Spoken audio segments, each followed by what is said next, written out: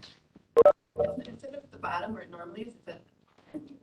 Go ahead and call this Friday, June 18th meeting of the Finance and Personnel Committee to order. So we have everyone present except Supervisor Brewer, so we can go ahead and conduct our business. Agenda item number 2, proof of notification. So the meeting. Yeah, Mr. Chair. Yep, I had noticed on the bulletin board on my way up here, so thank you for that. Agenda item number 3, agenda approval. We've got a 15-point agenda, so I'm looking for a motion to approve this agenda. Also move. Okay, a motion by Gentis, a second by Luck. All those in favor of approving the agenda, please say aye. Aye. Aye. Opposed, say no. Okay, that motion carries. We have an agenda. Agenda item number 4, previous meeting minutes. I believe these are from the June 1st meeting of the Finance and Personnel Committee. Is there a motion to approve those minutes?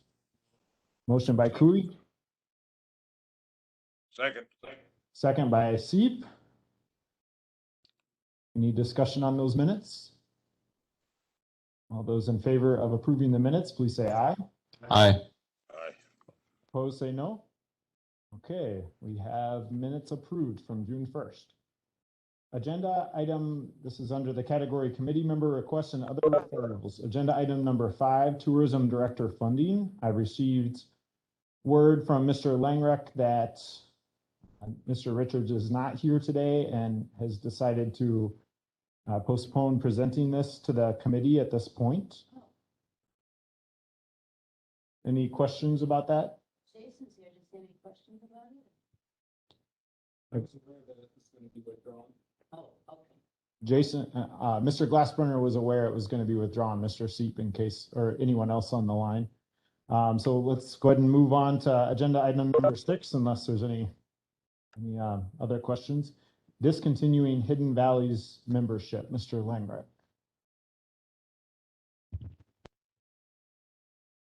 Mr. Chair, looking today for a motion, possibly 2 motions, to recommend resolution to the county board to discontinue membership with Hidden Valleys of southwestern Wisconsin, and then potentially a second motion to recommend to rules and resolutions to amend the committee structure document pertaining to removal of Hidden Valleys of southwest Wisconsin.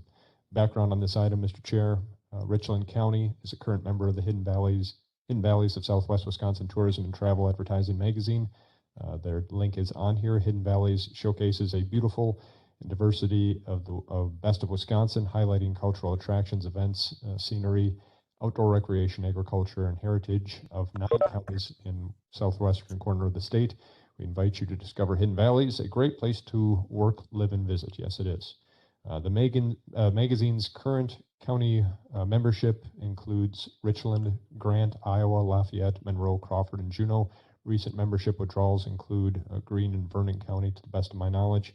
Many local efforts are now in place to advertise and promote county trails, parks, hospitality, and recreation online. Popular smartphone apps and platforms like TripAdvisor have also helped promote local attractions and recreations. Richland County Parks Commission took recent action in their March 1st, 2021 meeting to motion Gottschall to issue a letter of intent to withdraw from the magazine for 2022, seconded by Gary Manning. Motion carried because we're entered with them and it impacts how our committee structure is formed. Thought appropriate then to bring it forward to you folks to kind of affirm and make resolution passed on to the county board to separate, and then again work with rules and resolutions to impact the committee structure document. Mr. Chair. Okay, so the first question I have is, so this is being brought forward to Finance and Personnel under letter E of our authority. What's letter E? I don't know that off the top of my head. Letter E is the catch-all one that I throw on your plate of proper coordination between departments.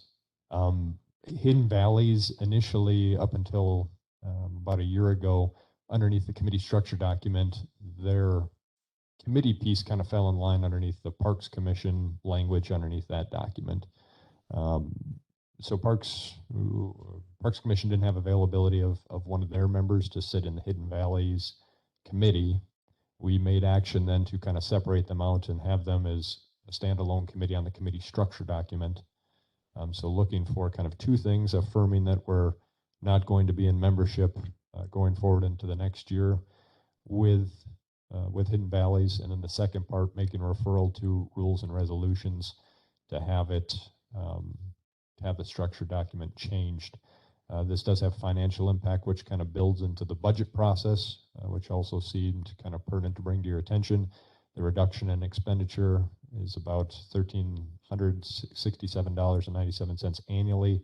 And then when we cycled through on the featured county, there was an additional $3,500. I believe we were featured in 2020, 2 years ago. So that only impacts us though every 7 years at this point. And this is Mr. Chairman, after a motion, I would like to discuss this issue. okay. Would you like to make the motion? Move for consideration. Okay, motion by C. And we'll take this as the first one on here. It's a motion to recommend a resolution to the Richland County Board to discontinue membership. So a motion by C. Second. A second by Brewer. Yeah. Is this, do I just have to have my mouth closer to this thing or? Yeah, it's. Kiss the microphone. So is this better? Can you hear me now? Yes. Okay, sorry about that. So we've got a motion and motion by Seep and a second by Brewer to recommend to the county board discontinuing membership. So I understand that the $1,400 roughly annually, that comes from the Parks Commission's budget. And so this would be basically they could reallocate something in their budget from Hidden Valleys to something else. I did take a look at the Hidden Valleys magazine last week. I just was over in Viroqua and one of their businesses had it out and I picked it up. And I noticed that Vernon County was still in there, but they had an abbreviated section, like it was like 3 pages instead of, I don't know, 6, 8 pages like a lot of the other counties had. So am I understanding it correctly that we would still be included in the magazine, but we would just have a lesser No, we role wouldn't. in it? Mr. Chairman, I think I can answer your question. Okay, go ahead. Mr. Chairman, I served on the Parks Commission for 6 years and served as a representative to Hidden Valleys. It's every 9th year that the county participates with the $3,500 now in the additional advertising costs because our county would be featured with several pages highlighting all of our natural resources and tourist attractions. That's normally our annual fee is now $1,300 or $1,400. I must say that I'm surprised at this, and I very much dislike second guessing the work of a committee. But on the other hand, we can't always rubber stamp the work of the committee. I'm really surprised at this because Hidden Valleys is a tremendous asset to the county in terms of advertising and tourism. They print probably 100,000 of these magazines, perhaps more now. I don't know because I haven't been on that committee.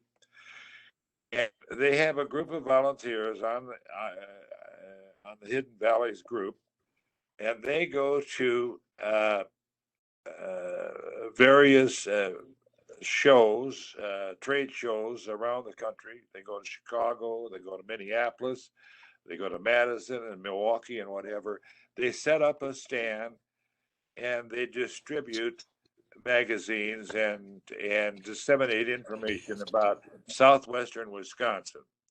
It just so happens that Richland County, Richland Center, is at the very heart of this southwestern district, of this driftless area, and among all of our natural resources, we also have the Frank Lloyd Wright Building, which is bringing more and more attractions. $1,300 is merely a pittance for the kind of exposure we get.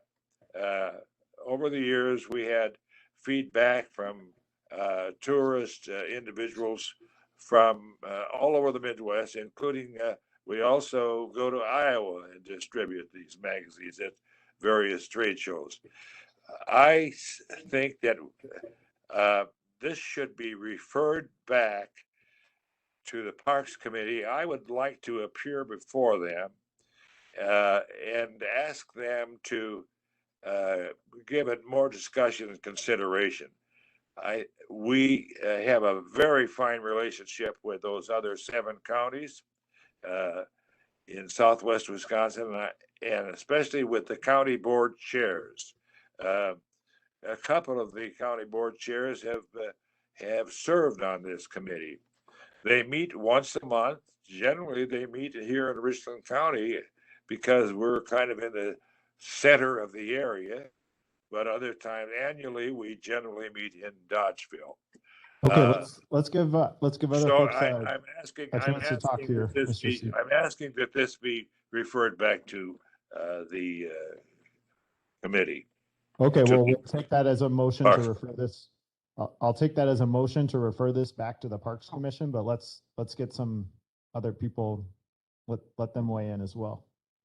I have a question. Yeah, Supervisor Gentis, go ahead. I just want to know why I mean, it says here because they feel that everything's going online, which, you know, I always carry a map with me. Besides, I don't trust my GIS because around here it doesn't work.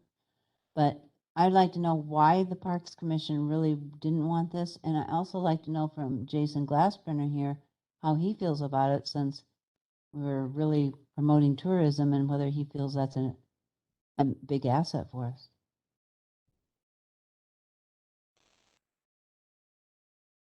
The Parks Commission Let's didn't have Ms. Gentis, Ms. Gentis has the floor. Hold on just a second. Mr. Glassbrenner's coming up to the microphone.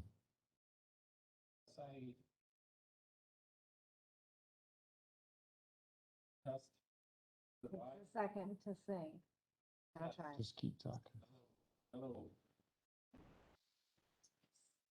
Have a green light up there. Yeah, that's good. Okay, so I have to on this topic. My understanding of Hidden Valley is that, you know, with it being printed material, that typically. Mr. Chairman, I can't hear. Okay, we'll get him a different microphone. Thanks for letting us know. Okay, whoa, that's live. Okay, so. Turn the other one off. All right, I started out by saying I didn't realize I was going to be asked to comment. My knowledge base on this is somewhat limited, although I have had a couple of conversations in regard to Hidden Valley and the form of material that it's circulated in, which is paper, right? And there is a massive move, of course, in our society to move more towards digital. Our tourism director in Richland Center is working hard to expand the presence of Richland Center and Richland County by digital. And so I think that it is a worthy discussion to consider whether or not we think this is reaching the target market that we desire it to reach, and or if funds reallocated could be more effective for the purpose of marketing our region. So I don't have an opinion as to it should or should not be discontinued, but I do think at this point in time it is probably a very good discussion. And if we could find data points on its effectiveness, that would be helpful to the discussion.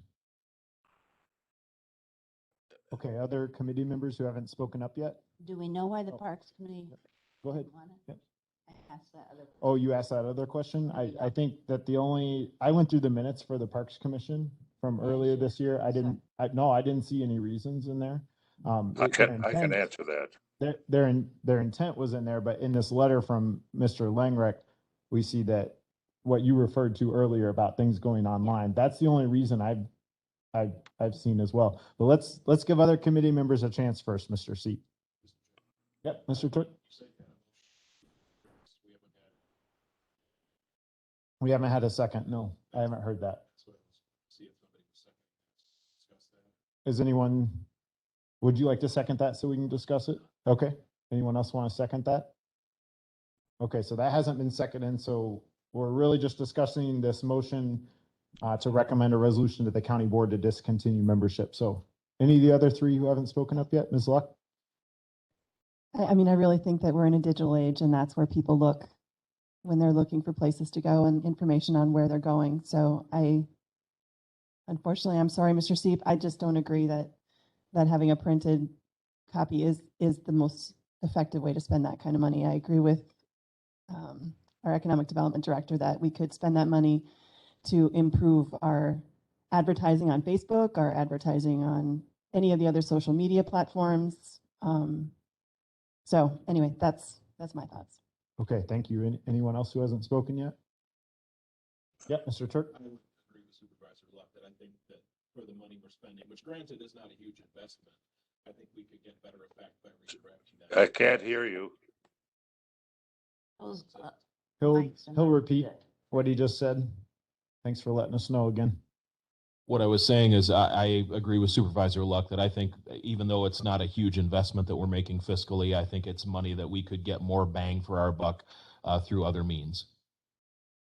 Okay, thank you. Anyone else who hasn't spoken yet? Okay, let me hand it back to Mr. Seep and then I'll come back to you. Well, first I would say to Melissa, I welcome your disagreeing with me. I know that you and I can disagree without being disagreeable. The reason that the Parks Commission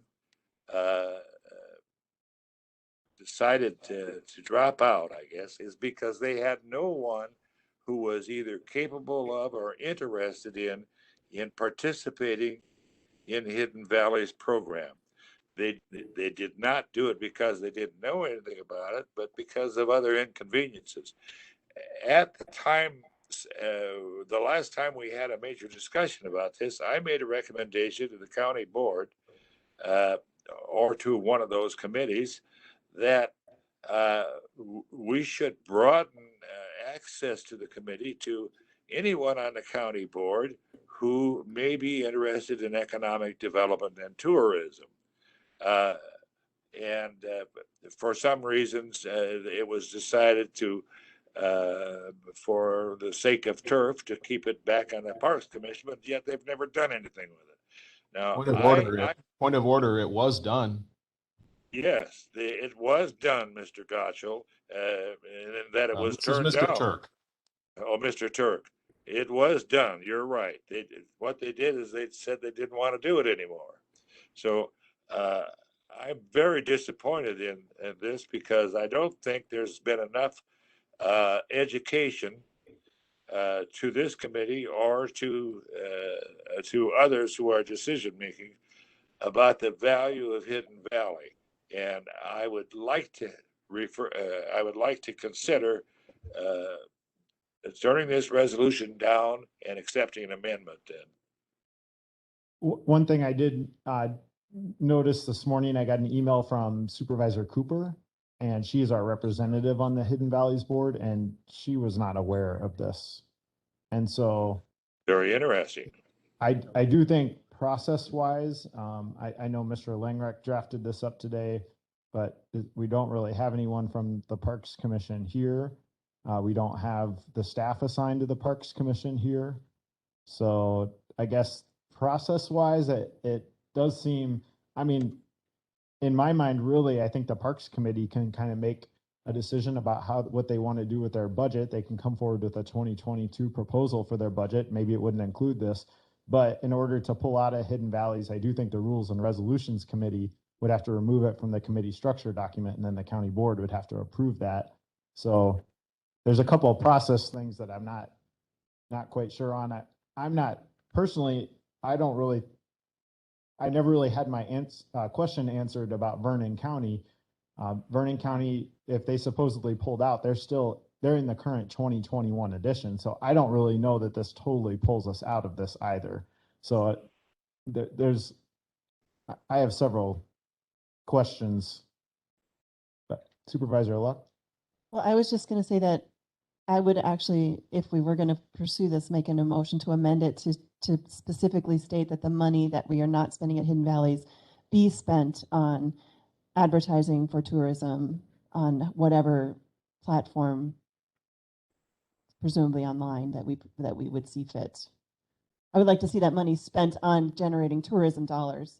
So I would hate to have them get rid of Hidden Valley, but then not make some other effort to increase our presence online. So that's a motion to amend the existing motion. So I would think on adding at the end of this, it would be to reallocate Hidden Valley funds to other tourism advertising. So is there a second to that motion to amend?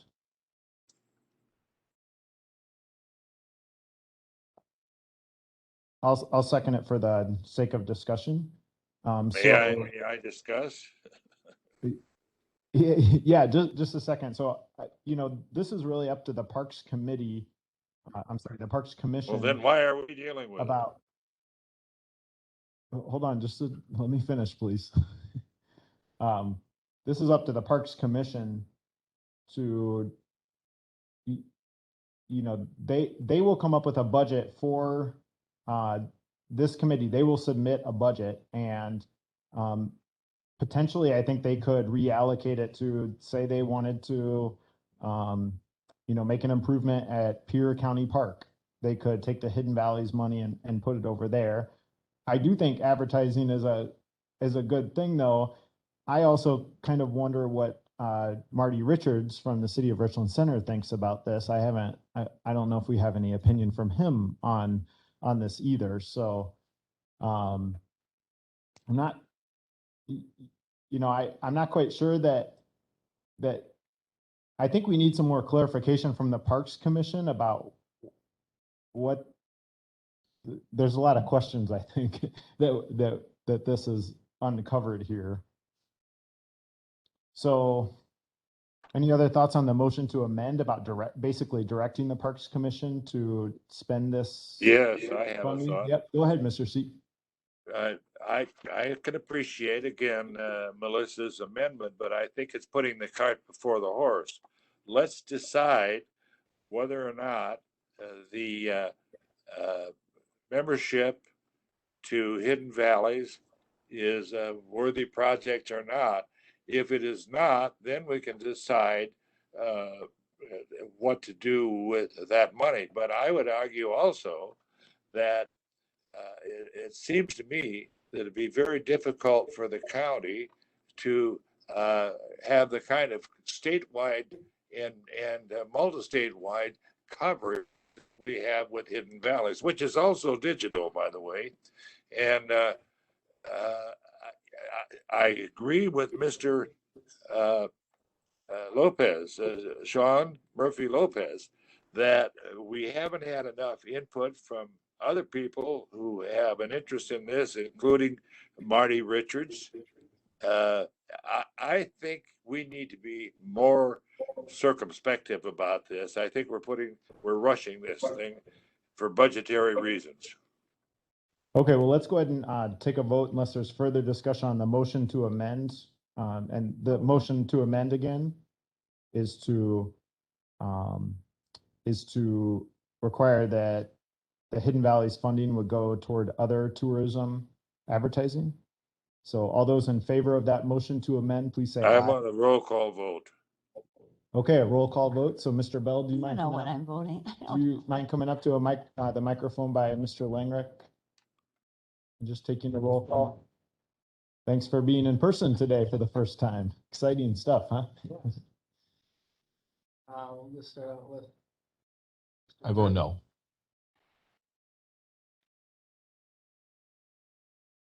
Mr. Murphy Lopez. No. Mrs. Gentis. I'm not really against. No for now. I mean, I don't really know. Mr. Brewer. No.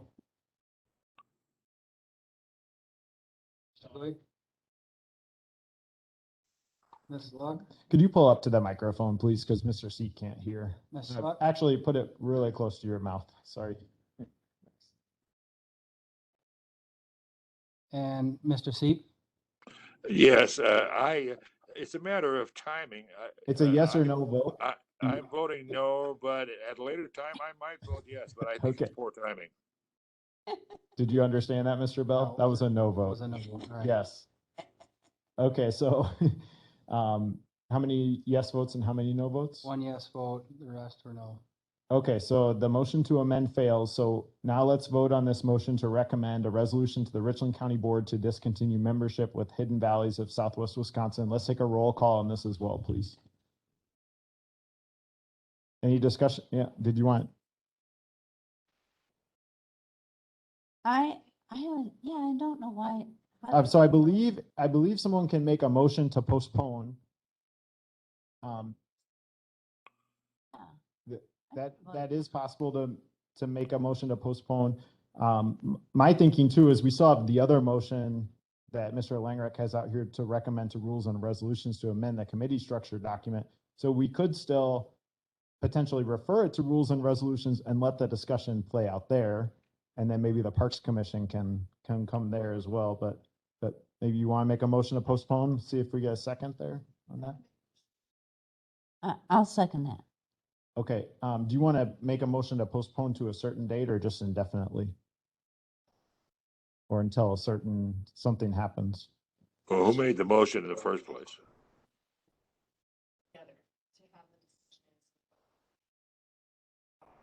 Okay, so the motion to postpone is until the appropriate parties can have further discussions. So it was a motion to postpone by Luck, and was it a second by Gentis?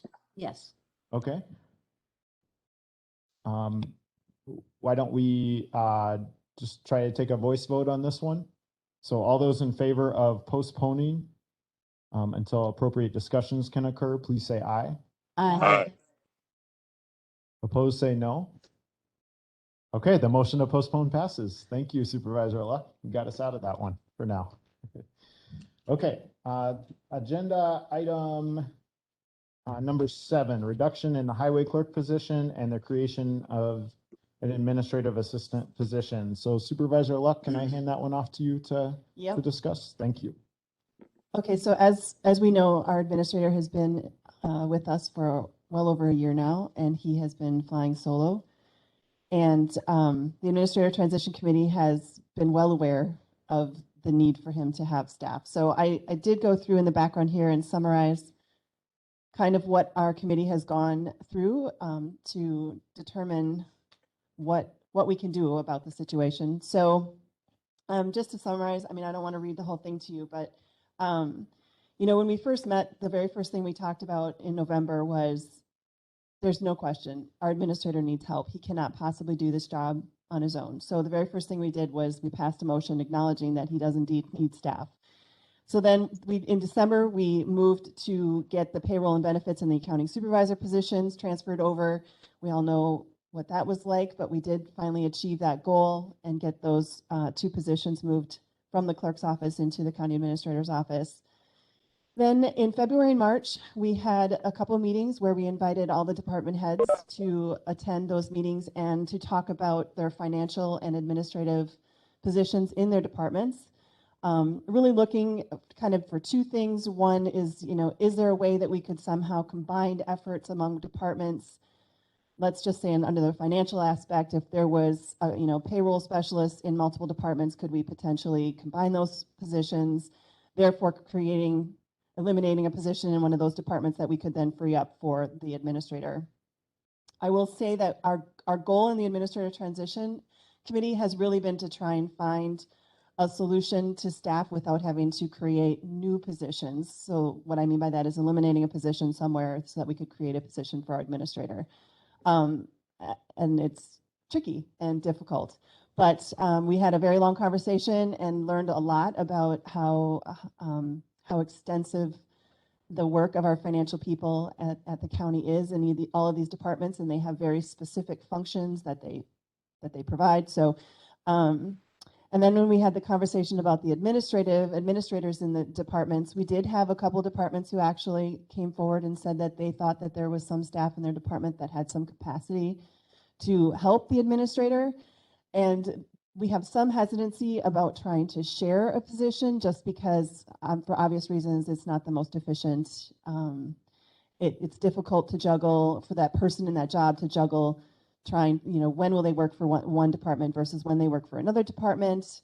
So long story short, we did have a conversation in which the highway department's clerk position came up, and it was determined that it would be feasible to cut that position to 20 hours a week, and that would free up 15 hours for us towards the county administrator's administrative assistant position. So you can see I've done the math there. So, and I'm not sure, Administrator Language, did you look at is the pay rate of the clerk position 1731, and that was the notes I had from our meeting. These numbers might not be exactly right. I think they're close, but they might not be exactly right. But if you look at my math, so we're proposing that we cut the highway clerk position to 20 hours a week. So currently it's a 35-hour a week position, so it's $31,504. That's in their budget. If we cut it to 20 hours, that would bring it to $18,002. So that is a savings of $13,501. And the proposed administrative assistant position, which I included the description for, and was reviewed by Carlson Detman at grade H, step 2, I believe, which is $20.68 an hour. At 20 hours a week, that would come to $21,507. So we would still be $8,005 short as far as the money that we free up from the clerk's position at the highway department. Now, I also know that we had a vacant accounting supervisor position for many months, and we also had an accounts payable specialist position that was vacant. So in my opinion, and I think it's the opinion of, and there's 2 other members here of the Administrative Transition Committee, so they certainly should speak up at any time, but I feel like we acknowledge that he really needs a 40-hour a week position. And I think he also, the other really important piece is he needs help now. So the recommendation that we had was simply coming up with the administrator assistant for the county administrator, utilizing some of the funds from the highway department. As the chair of that committee, I'm also recommending that we consider that we hire someone immediately, that this position be hired as soon as possible at 20 hours a week. And then in the 2022 budget, that the administrator put in for the other 20 hours in his budget as a new position so that it makes it a full-time position. So and I don't know if Supervisor Turk or Brewer would like to comment further if they have anything that they interpreted different from what I just said. I have a question, though. I guess I thought in all of our deliberations that this position would just be automatically assumed by that highway department employee. No, so remember we had the conversation about Right. about making sure that the administrator is able to hire who he wants to hire for that position. And so our language was pretty clear that we were eliminating the part-time position, or we were reducing the position at the highway department. And that doesn't mean that that person couldn't apply and that the county administrator couldn't hire that person. But again, having an employee sharing hours between 2 different departments, we heard from several different county administrators and other people from other counties with experience with that was not overly positive with how that worked out. And now Roger Petrick is gone. I mean, he's not here. And has this been worked through his department then, Clinton? I'm asking Clinton. Mr. Chair, we've had discussions with Commissioner Petrick in regards to it.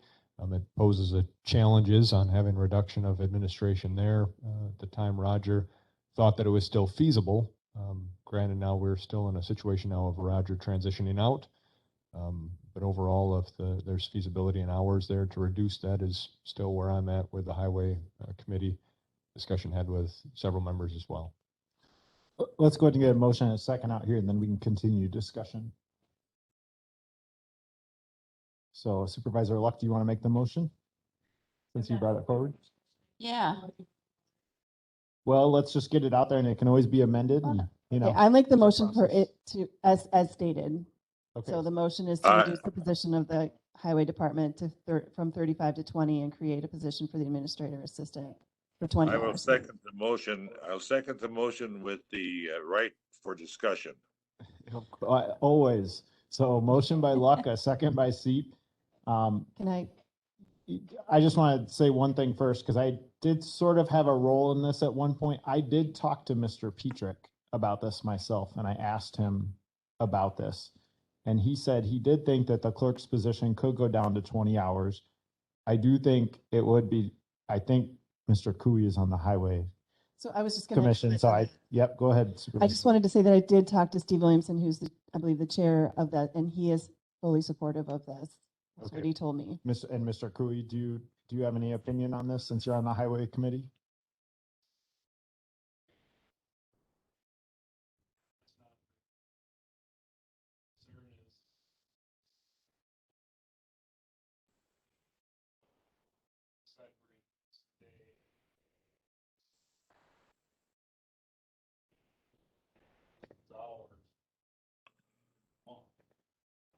So we're already budgeted for this year. I would suggest if there's other money that is there, cover that 20 hours for the rest. I'm not against hiring the person, but I think there's money that comes out of. Can't hear you. Money that comes out of this accounting supervisor stuff to get us to the end of it. There's enough time to get the person that we're raising their hours. What needs to be done is find another. I just have a hard time. We're already budgeted for. That's what my problem.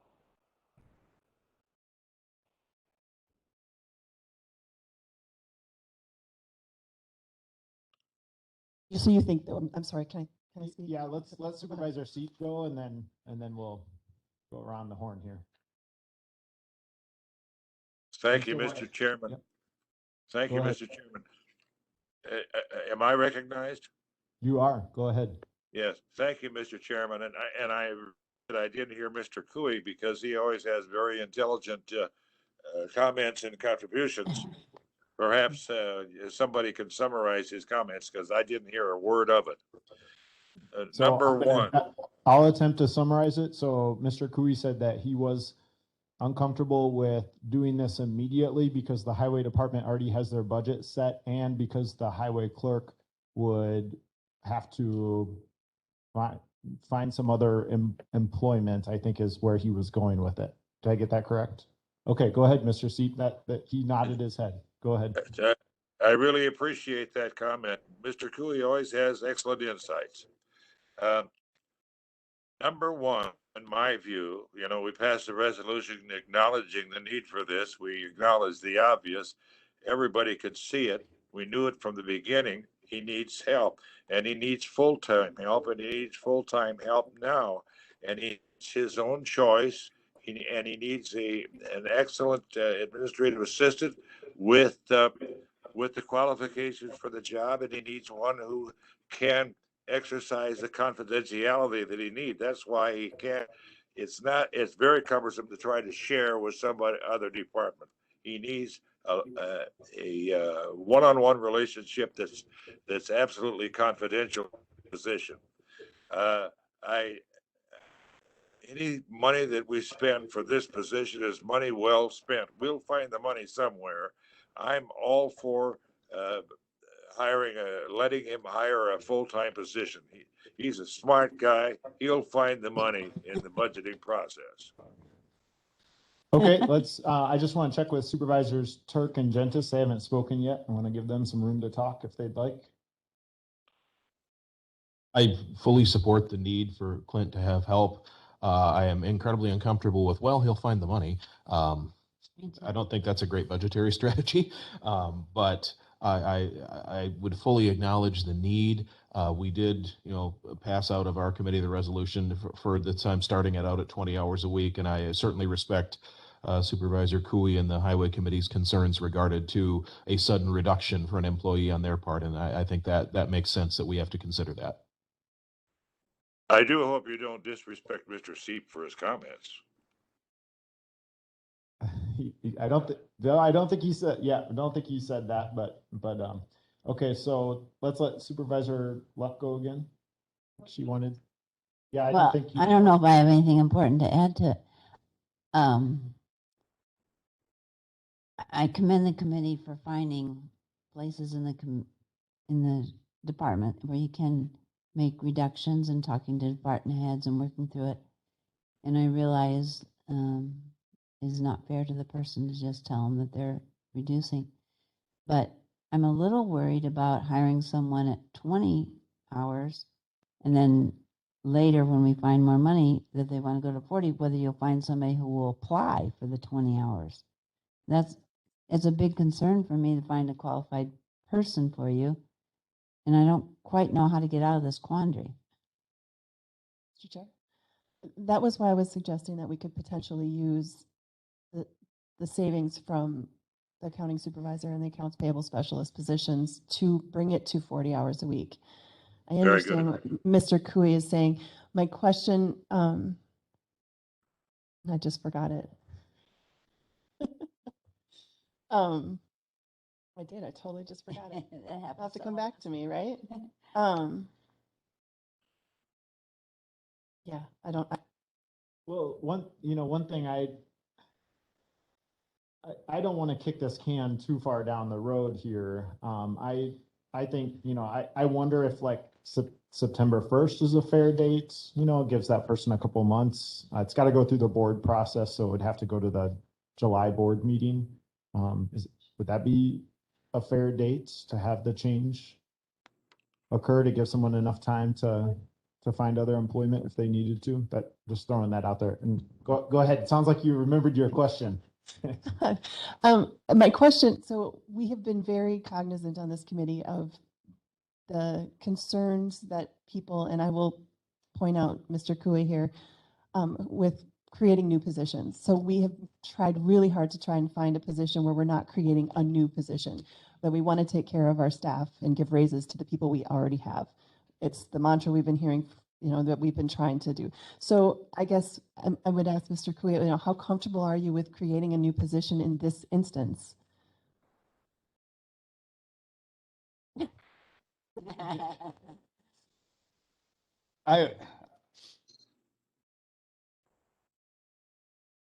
Mr. Seat, can you hear Mr. Cooey? Mr. Seat? Yes, I can hear you now. You got a fine voice. Well, not use the yellow one. Hello? Yes, go ahead. Okay. Oh, okay. It don't work anyway, so we'll be fine. I'm not against creating the position because where I'm at is I realize that Clinton needs this too. The problem, and as long as we give the person a reasonable amount of time knowing that their position is leaving. Now, that's why I say, okay, for the next budget cycle, just because that's easy. I'm not necessarily saying that's right. I'm just saying it's easy. We've already, highways, our budget for this year is done. We already know that position is taken care of. Going forward into the next year, the position changes. Now, I'm not against doing that ahead of time, but as long as it's enough time to give, I mean, you have to consider the person who's losing their position. That's what I would say. So whether, and maybe that's so you got, if you were going to have a layoff or something like that, I think the minimum is 60 days that has to be reported, if you were going on a mass thing. So I would say 60 days would be the minimum. I guess that's where I'm at with it. I mean, I'm fine with doing it this year. It's just as long as, I don't want to go there the 1st of July and say, hey, you're going to 20 hours. I mean, that's not the right thing to do. And of course, now you got to understand that that person's already knowing that this is being talked about. So that's another thing, you know, it's hard for us to do business and people not know the business we're doing. So this person is probably already going, well, I'm going to lose my job. So, I mean, that's the thing that bothers me with this. You know, otherwise I would, that's why I say, let's go to the end of the year. Now everybody's got ample time to adjust what they need to do. As far as the 40-hour position, I'm fine with hiring her right now. I mean, but we hire all the time, you know, in one more position. I think we're probably short enough positions in the county that it can easily accommodate one person for 40 hours a week for 6 months. Okay, I just want to clarify that, so if we were to use a 60-day rule, it would be approximately September 15th. Because we would meet at, this is assuming that the county board would approve this recommended motion. We meet July 15th. No, I'm sorry. 20th. We meet July 20th, so it would be September 20th. Yeah, I stand corrected. So that would be the 60-day date. And this isn't an eliminate. I know you did say elimination and reduction. I just want to clarify, this is a reduction in the position. It's not an elimination of a position, but that would, to me, that would seem to be the fair thing to do, even in the case of a reduction as well. The only other thing is a 20-hour position doesn't carry benefit load anymore, would be my guess, correct? No, it does carry some benefits, but they're reduced, I believe. Is that correct? Yes, each benefit's kind of on its own different spectrum. In regards to health insurance, there'd still be eligibility, but then you'd be paying a prorated amount. Exactly. So there's a lot more to it than meets the eye. And that's why I would say I would create the position for Clint and I would move this to next year's. So starting January 1, this position will be a 20-hour position. And then that gives us ample time. Like I said, our payroll, there's enough room in this payroll to accommodate this. We're shorthanded. We're not going to fill all them positions by the end of the year. Mr. Chair. Yeah. Never in my wildest dreams did I think we would now be creating at least one additional position to assist Clint. And we seem to be taking a circuitous route to get there. And Mr. Couey, I think, has hit the nail on the head here. Let's get this position lined up and advertised appropriately. You know, we won't advertise for a 20-hour position. We'll advertise for a 40-hour full-time position and get someone who's qualified and able to do the job. And then as far as reducing hours in other departments, and I laud Highway Commissioner Petrick for being the one department head in the county who actually came forward and said, gee, I think we got a little fat here we could cut. I think these are budgetary matters, and let's handle it in the budget for next year. But right now, let's get Clint some help. Mr. Chair, Yeah, go ahead. I would like to make a motion to amend that says that we would like to hire a 40-hour week administrative assistant for the county administrator, effective as soon as possible. And then to continue to investigate the position of clerk at the highway department for reduction for the first of the year. I second that motion. Excellent. Okay, so we got a motion to amend, and I'm going to try to summarize maybe in just a little bit of a different way so that I just want to see if I understand this right. So we would say it would be a motion to reduce the position of clerk in the highway department from 35 hours a week to 20 hours a week, effective January 1st. That's not what she said. No, that's not what she said. Okay, what did you say? That's what I said. No, you said. Well, investigate. I guess I Investigate. could That investigate, means but something totally different. Might I suggest it may be cleanest just to get rid of that language altogether? Yeah. And just do Really quick, the- and just focus on creating the new position. creating the new position. I'm okay with that. Very good. So my motion to amend is Let's try again. that we create the position of administrative assistant for the county administrator at 40 hours per week, effective as soon as possible.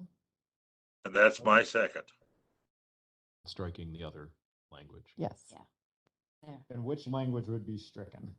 Investing. The- I'm thinking about the highway one right now. We made another motion. for Right. that. I would strike reduce the position of clerk in the highway department from 35 to 20. Okay, gotcha. So I'm gonna try to restate it again. Yep. See if I get it right this time. So the motion to amend here is to strike any language in the original motion about the highway department, including the clerk and the 35 hours a week to 20 hours a week. And then it's to increase the administrative assistant position from 20 hours to 40 hours a week, and then add language effective as soon as possible. Correct. So I got that right. Okay, so a motion to amend by Luck, and who was the second on that? Seep. Seep was the second on that. Any further discussion on the motion to amend? Yeah, okay, so I think we need another motion then about the first of the year reducing the other one. And No, let's- we're gonna do it now. Let's do it separate. Let's do it separately since she struck that portion. I know, but You that's can- why I'm asking, are we Yeah. You gonna, can do that. are we gonna address that? I'll leave it Okay. open for that Okay. after we take this. I just want to. Anyone else? I have a discussion, Mr. Chair, on mine. Or who's online? Supervisor Severson. Oh, yes, go ahead, Supervisor Severson. My question would be, at what pay grade will this new secretary position be for Administrator Langrick? And would the duties be more so that the pay grade would increase versus the clerk's position out at the highway department? And Yes, have we and accounted for that at all?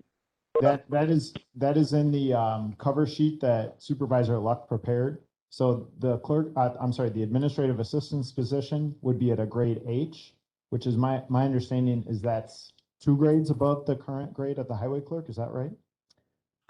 I'm not 100% sure that's, We're looking for that right now, Yeah. Supervisor Severson. I just know, I knew the hourly rate notes I had was that the clerk position is currently at 17.31 per hour, and the rate for the administrative assistant, the notes I had said $20.68 per hour, and that was the grade H step 2. The current highway clerk position is in grade F. Two steps below H. Okay, so it was two steps. Sorry, two grades. Yes, 2 My grades. apologies. different, Supervisor Severson. And it was evaluated by Carlson Detman. Okay, Related to Yeah, Supervisor I Cook. think there's definitely a need for this. What I would say we are committing ourselves to is finding a way to fund that in our 2022 budget. We're going to have to work with Clint closely to try to figure out where that money can come from, because we can't just say, well, for 2022, we'll find a way to pay for it too. We need to have an identified Source. budget that adds up for it. and. Are we going to vote? I have one more question before we vote. So, Mr. Langreich, I know you had talked to me previously, and I said, which additional position would you prefer to have? And I know you had talked about having a finance officer as your top preferred position. Now that Clerk Kalish is filling some of that role, is this your next priority? We're the understanding that, we're still working with Clerk Kalish on his load. Obviously, he's still trying to knock out a lot of expectations and file managements, but he's able to certainly bring a nice view on the financial officer type of a realm of it. Conversations this morning with account supervisor and also with Clerk Kalish in the financial realm is, I think we're putting together a good piece there. That being said, then yes, having another body in there as an administrative assistant will kind of give a little bit more attention now to meeting preparations, to scheduling, to all the other types of things that kind of fall off of the financial, as well as helping with backup on the benefits aspects, on our employment handbook and policy aspects, and on our backup for payroll, which would be nice as well. So Okay, the it person, sounds like a yes. the person's going to be very busy. If that's, It sounds like a yes. This is your next priority. I'll go with yes. Okay. All right. So, all those in favor of the motion to amend, please say aye. Aye. Opposed, say no. Okay, that motion to amend carries. So now we have, it's, I guess, basically what we just stated already is the motion. we have that motion out there, but I wonder if Supervisor Gentis, maybe, I don't know the cleanest way to do this, but did you want to make a motion to amend to add the clerk and the highway department back in and make that effective January 1st? Is that what you're thinking? Yes, because that's one place we're accounting for that $13,501 in savings, and that's Going forward. what the committee found, and that I'd like to honor their work on that. Okay. And so I will move that as of January 1, we would have the highway clerk position stay with the same grade and be reduced to 20 hours per week. Okay, so and maybe the cleanest way, I think maybe we just have a motion that we already passed, even though we called it a motion to amend, but maybe this is a separate motion now, and we should just consider it as such. So Did we vote? the motion was to, Did we vote on I'm sorry, point of order. We voted on the motion to amend, but I don't think we did a final vote on the actual Correct. motion. Right. so maybe we should do that. Let's Okay. do that. Let's clean that up and then Do let's that do this first. as a second motion. Thanks. I didn't quite know how to do this. Yeah. So let's go ahead and vote on the motion that has now been amended. Does anyone need me to try to explain what that is? Or can we just vote? Okay. All those in favor, please say aye. Aye. Opposed, say no. Okay, that motion carries. Thank you. So now Supervisor Gentis, can you just restate the motion, please? Yes, I move that the highway clerk position as of January 1 be reduced to 20 hours and that we use that savings of 13,501 toward the new position to support the county administrator. Okay. I'll Is there- second. Okay, there's a motion by Gentis and a second by Luck. Any discussion on that motion, Mr. Turk? Because of the timing of this would now fall under the heading of 2022 budget considerations, and I think the highway committee could accomplish that themselves without us having to pass a specific resolution. That's true. They could just propose in their 2022 budget that it's a reduction to 20 hours, and As long we as they- could, Clint being in charge of the budgeting numbers could make sure those allocations happen appropriately. It wouldn't involve a specific directive from this committee. Mr. Chair, the only concern is that we're earmarking funds to this. That would be my only concern.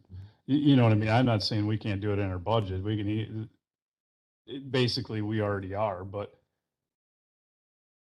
You'd just be reducing your 22 budget by that amount. and Yep. Clint would have that number then to place somewhere else in the budget if they spreadsheet. remember, but you reduce your number in your budget and payroll, and then all of a sudden it shows up in asphalt. Yeah, I Mr. would wanna make Chairman? sure. Thanks.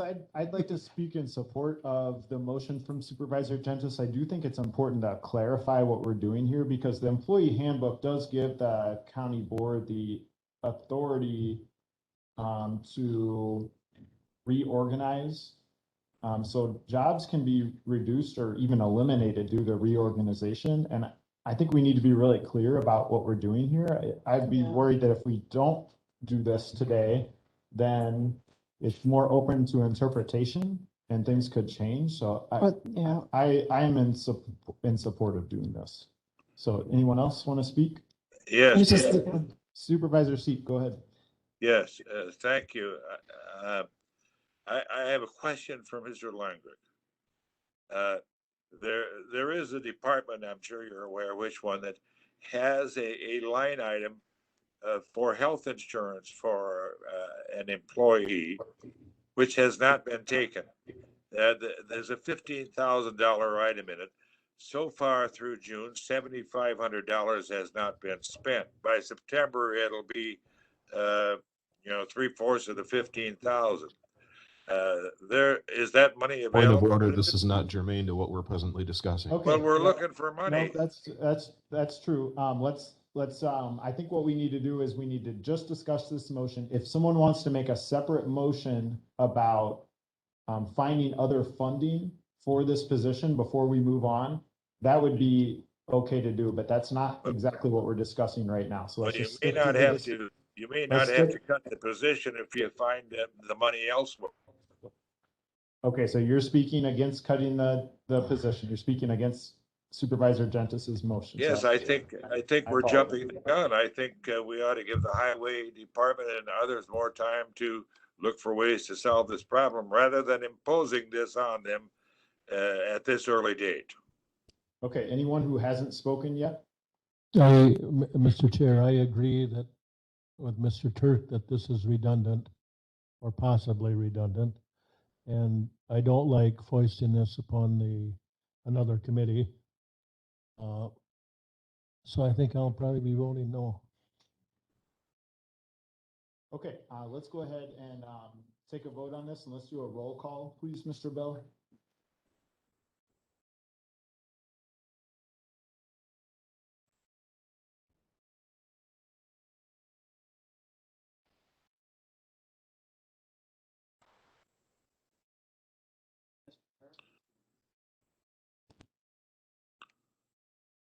Mr. Turk, No. Mrs. Locke, Yes. Free Lopez, Yes. Mr. Seep, No. Steep is last, I guess.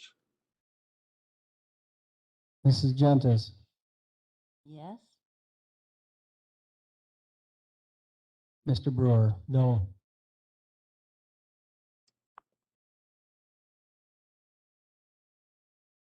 Yes. Okay, Mr. Bell, can you please say how many yes votes and how many no votes we had?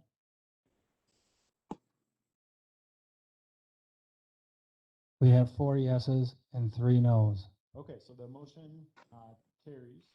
Are there any other motions people would like to make related to this? Okay, thanks for the discussion on this.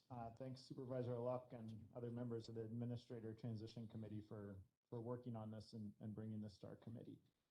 Our next section is on budget. Agenda item number 8, borrowing and taxing for 2022. Mr. Langreich, are you comfortable with me handing this off to you? I know we discussed this a little bit beforehand today. Yes, Mr. Chair. Go ahead. Just give me a second here. I'm going to pull it up on the screen so we can see it as a home, as we didn't get this one out in time to get published out on the internet. So that way folks have an opportunity to see it. I'm sorry, we're on. We're on borrowing and taxing for 2022, agenda item number 8. Thank you. There we go. Am I casting? There we are. Okay, looking today to review last year's short-term borrowing and have discussion and possible action on 2020, which will be 2022 goals with borrowing and taxes. This item will merge in discussion with the 2022 budget guidance on item number 9. The different possible actions that may come from this discussion today is possibly, first and foremost, accepting the report from Carol Worth. 2 through 6 then kind of talk on establishing where our comfort level is for borrowing going forward into the next year. Some of the options may include motion to draft 2022 budget guidance on an estimated dollar amount in short-term borrowing for capital improvements and projects. So kind of defining it as a set dollar amount. Motion to draft 2022 budget guidance on an estimated amount in short-term borrowing to match the millage rate on county property tax portion from 2021. So essentially holding the millage rate steady. Motion to draft 2022 budget guidance on an estimated amount in short-term borrowing to match the total county debt service amount from 2021. And we'll take a look at that as our total overall debt. We have a little bit of capacity there. Other motions may include to reduce or add to the existing amount that we did this year, or some other action germane to the item. This item again is brought forward to the Finance and Personnel Committee to review. And with that being said, we'll get into the report issued by Carol Worth. And Carol is available if we need to phone a friend. We can reach out to her. But a review, the different levy limit challenges for our operating budgets are up here. Restricts county's ability to generate monies that we know about, expenses inside our operating budget. We have operational expenses and capital expenses. And then we have our debt service, a levy for general obligation debt calculated by separate levy outside of our levy limits. So we're operating again with 2 different levy buckets that we put against our property taxes.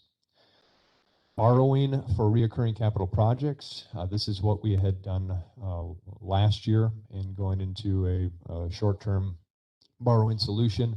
Some of the talking points we had on this was completion of highway projects to continue with our GTA formula reimbursements and our reoccurring expenses over a $5,000 mark. We settled on a number of 1.05 or $1,050,000 for monies that we took out in November of last year. With the low interest rates, we ended up then paying back in March $1,052,000 in change that you'll see here. This equated to the tax rate impact on the notes of an increase of 83 cents per $1,000 of equalized value. Our short-term borrowing structure talks a bit on this. Again, it kind of talks on it will not impact our Moody's rating because it's paid off kind of immediately, so it's not seen as a huge liability that we're carrying out there. Examples of tax rate impact per $1 million of borrowing. This is kind of where we hit last year at the principal rate of 1 at a rate of 1%. The interest is about $2,722.22, which again sounds really good from a borrowing perspective, but obviously though the $1 million came from our taxpayer pockets and against our property valuation. The process again is our initial resolution, as we had done last year, comes forward with an authority for borrowing, and that comes at a 3/4 vote from the county board. So in our case, we would need 16 yes votes. Preliminary timeline is put out here by Carol for engaging in the same short-term borrowing for this year. We'd be looking for a final decision on a dollar amount in August 24th. So we do have some times for state statute purposes and going through the county board. At the same time, if we want to do something less, we need to know that up front because it's going to impact our operational budgets on whether we're going to do without things or we're going to try to cut into operational budgets for things that last year for our capital improvement projects. So this is our timeline of legally what we kind of have to meet in order to make sure it happens. But again, looking for guidance today so we know when we're passing out our guidance to our departments how they can budget accordingly. This is a review on our existing general obligation debt. 2021 it includes our short-term borrowing, and then because we haven't taken action and we don't know now the numbers past that, they don't include the short-term borrowing in it. So that's why you're seeing a gap here of approximately $100,000. So that was kind of one of the options that was laid out to you as a motion, is that you can, if you wanted to maintain the same debt service level from an organizational perspective, that could be a solution. And again, prior to that, we talked about having a millage rate solution where we're trying to maintain the same millage rate. With an increased, we should have some net new construction numbers coming to us in August when we get the valuation report through the Wisconsin Department of Revenues. That'll also include some factors for evaluation. So we may be able to increase a small number of potentially tens of thousands in keeping the millage rate the same for the county's portion and keeping the borrowing amount the same, if that makes sense. So we'd be able to get a little bit more ceiling room because of the increase in valuation on, again, inflation and our net new construction, and maintain the same millage. So those are the consideration points, and looking for general discussion today and guidance on what we should kind of anticipate as an assumption going forward, so that when we're putting out to departments, we have an expectation on how much we're going to be borrowing for and how much of our capital improvement, capital projects, and equipments we can put into the short-term borrowing. Mr. Chair. Okay, so when Mr. Langreich and I were we had a discussion about this item beforehand this morning, and I just wanted to share with folks that the reason, or actually this was yesterday when before the agenda was sent out, the reason this agenda item is named borrowing and taxing for 2022 is so that we have the space to be able to have the discussion about how much do we want to borrow and how much do we want to tax in 2022. We need to recommend a budget to the county board. And I know that several people on the county board have some pretty strong opinions about how much we borrow and how much we tax people in 2022. So this is the opportunity to have that discussion. There are several different components here that I've been thinking about. One component is the short-term borrowing. And we already approved a capital projects list that is $1,050,000. And we did a little bit of moving around. We reduced the squad cars from 4 to 2. We moved the jail camera system up so that it would be on that, just below that black line, so that if we got a little bit more money than $1,050,000, that the jail camera system could be funded. Other than that, I don't think we made any changes.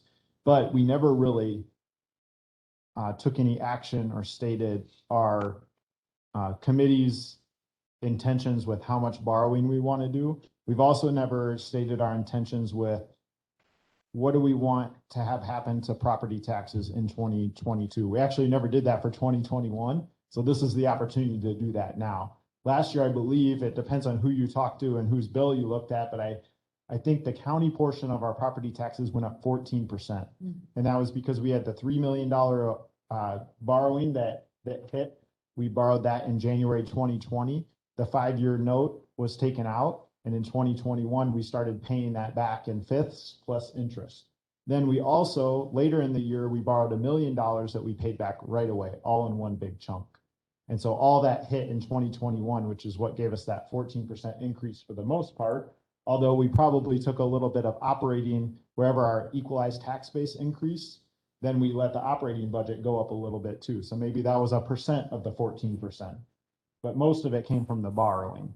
So I think today how Mr. Langreck has laid this out is several potential motions for us to establish what we want for the amount of borrowing and the amount of tax increase.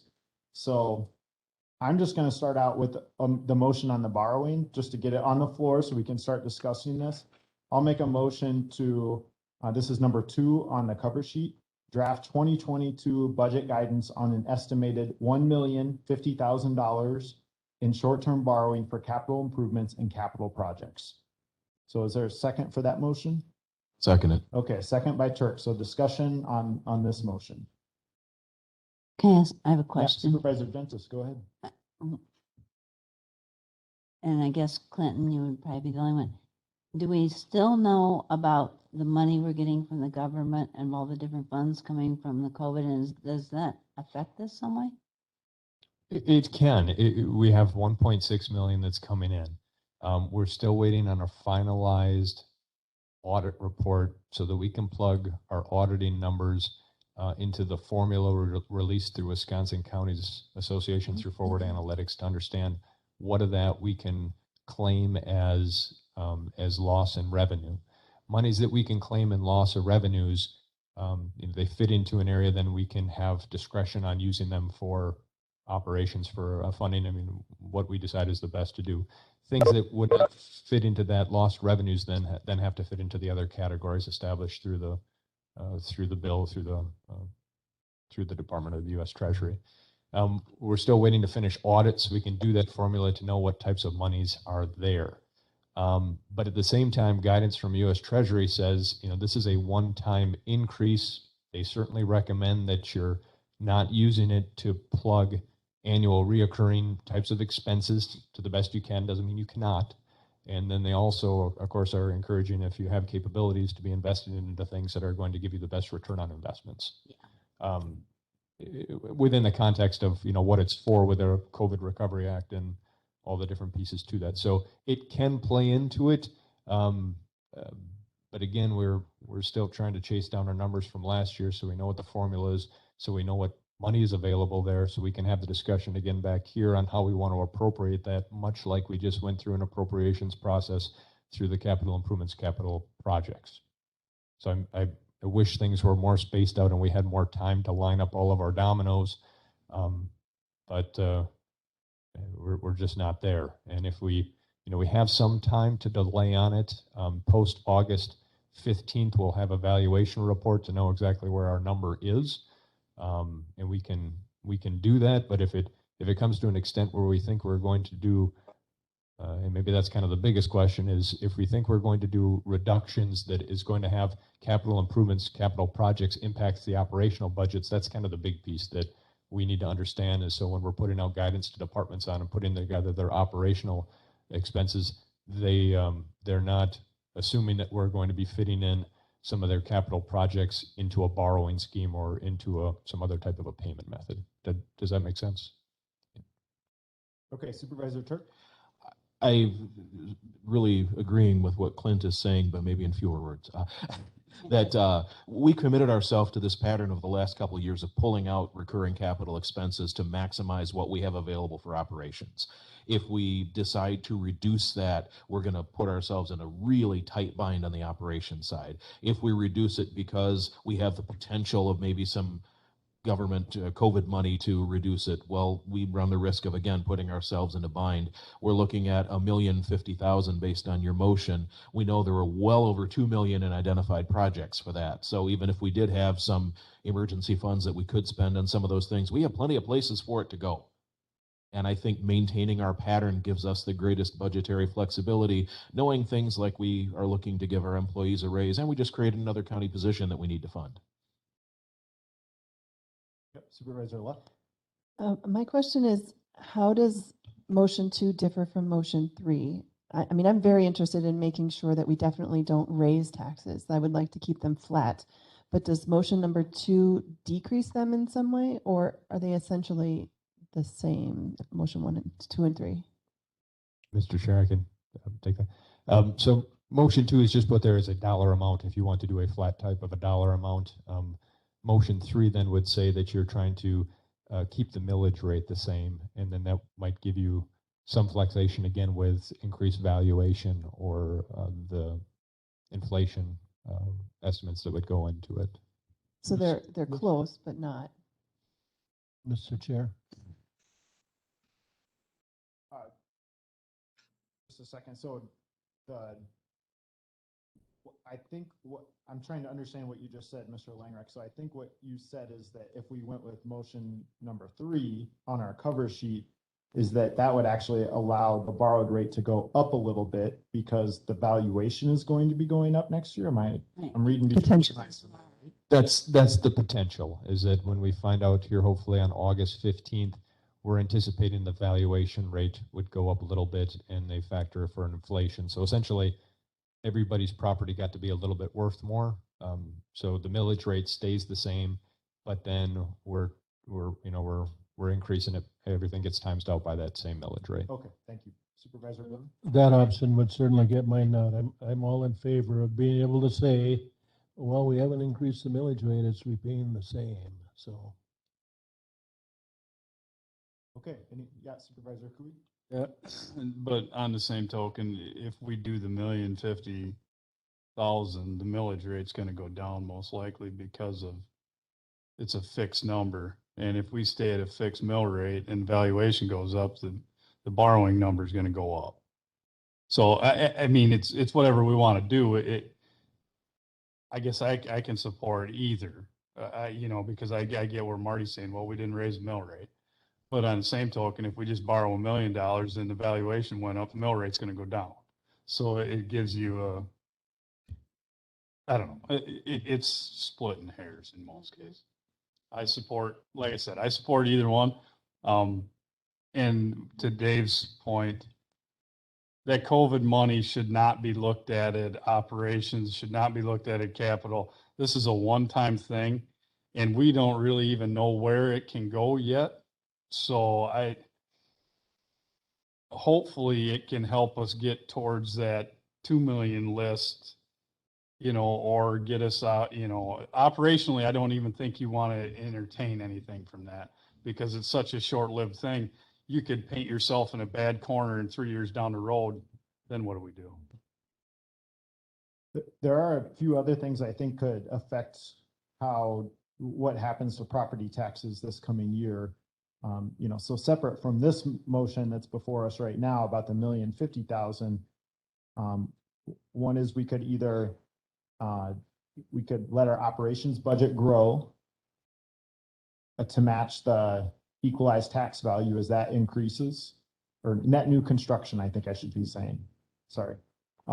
So we could have a bump in taxes that way. So that could affect us. If we stick with $1,050,000, we could have other ways that would raise the property taxes. Another way that so we discussed this last month with Mr. Rislow when he was here, is that some of the, what we've been doing at Pine Valley is Pine Valley has been taking some of their profits and we've been putting that toward our operational budget. $342,000 last year, I believe. Instead of doing that this year, we could look at having that go into a debt service fund to help pay down some of that debt that is currently being placed on property tax owners. This is where it gets a little confusing in my mind because we got a lot of balls up in the air here potentially. They also have $242,000 in a debt service account that's been sitting there for a while. This is separate from the $900,000 that they have set aside for capital projects. It's a debt service account over there. So one of the things I've been thinking about is, what if we had Pine Valley pay down some of the debt that we've already been levying, and then we could either potentially add in some capital projects that we weren't able to fund with the $1,050,000, or we could decrease property taxes a little bit this year, give people some property tax relief. We know we're probably going to have to increase taxes again pretty soon for the radio tower system if that's a $3 million project. So I'm trying to think like out ahead here. How do we kind of get ready for some of this additional borrowing that's going to come in the future? So when I think about this, there's just so many balls in the air, but I think staff does need some guidance from us about sort of how do we envision this, and maybe that's a separate motion. Like, do we want a motion to keep taxes flat this year? Do we want a motion to increase them by the rate of inflation or decrease them the opposite amount, say -3%? It might be nice if this committee was clear, and then the county, maybe that's something that the county board needs to weigh in on too, sooner rather than later. Where do we want to be with property taxes this coming year? So it's a lot to throw out there. We've only got one motion out there, but we might need some additional ones here too to give some clear guidance. Supervisor Cooey, go ahead. I guess what I would say then is if we want taxes to go flat, then we would borrow the exact amount. We wouldn't go with the mill rate because the valuation of the property most likely is going to go up. And this way it should reduce it. And I think he had like 0.79 in there versus 0.88. If I was looking at that right, does that make sense? Clint? Yes, if you're going with a flat amount, you're not going to have, the millage rate would stay the same, but people's tax bills would still be creeping up based on their property value increasing. Yeah, because they're going to go up either way. If their valuation goes up, their taxes are going to go up, right? Am I thinking about this wrong, or? I don't know. I've wondered that too, though. But that's what it, that's what it, rate stays the same and the valuation goes up. They're worth more money, right? So they're going to pay more taxes.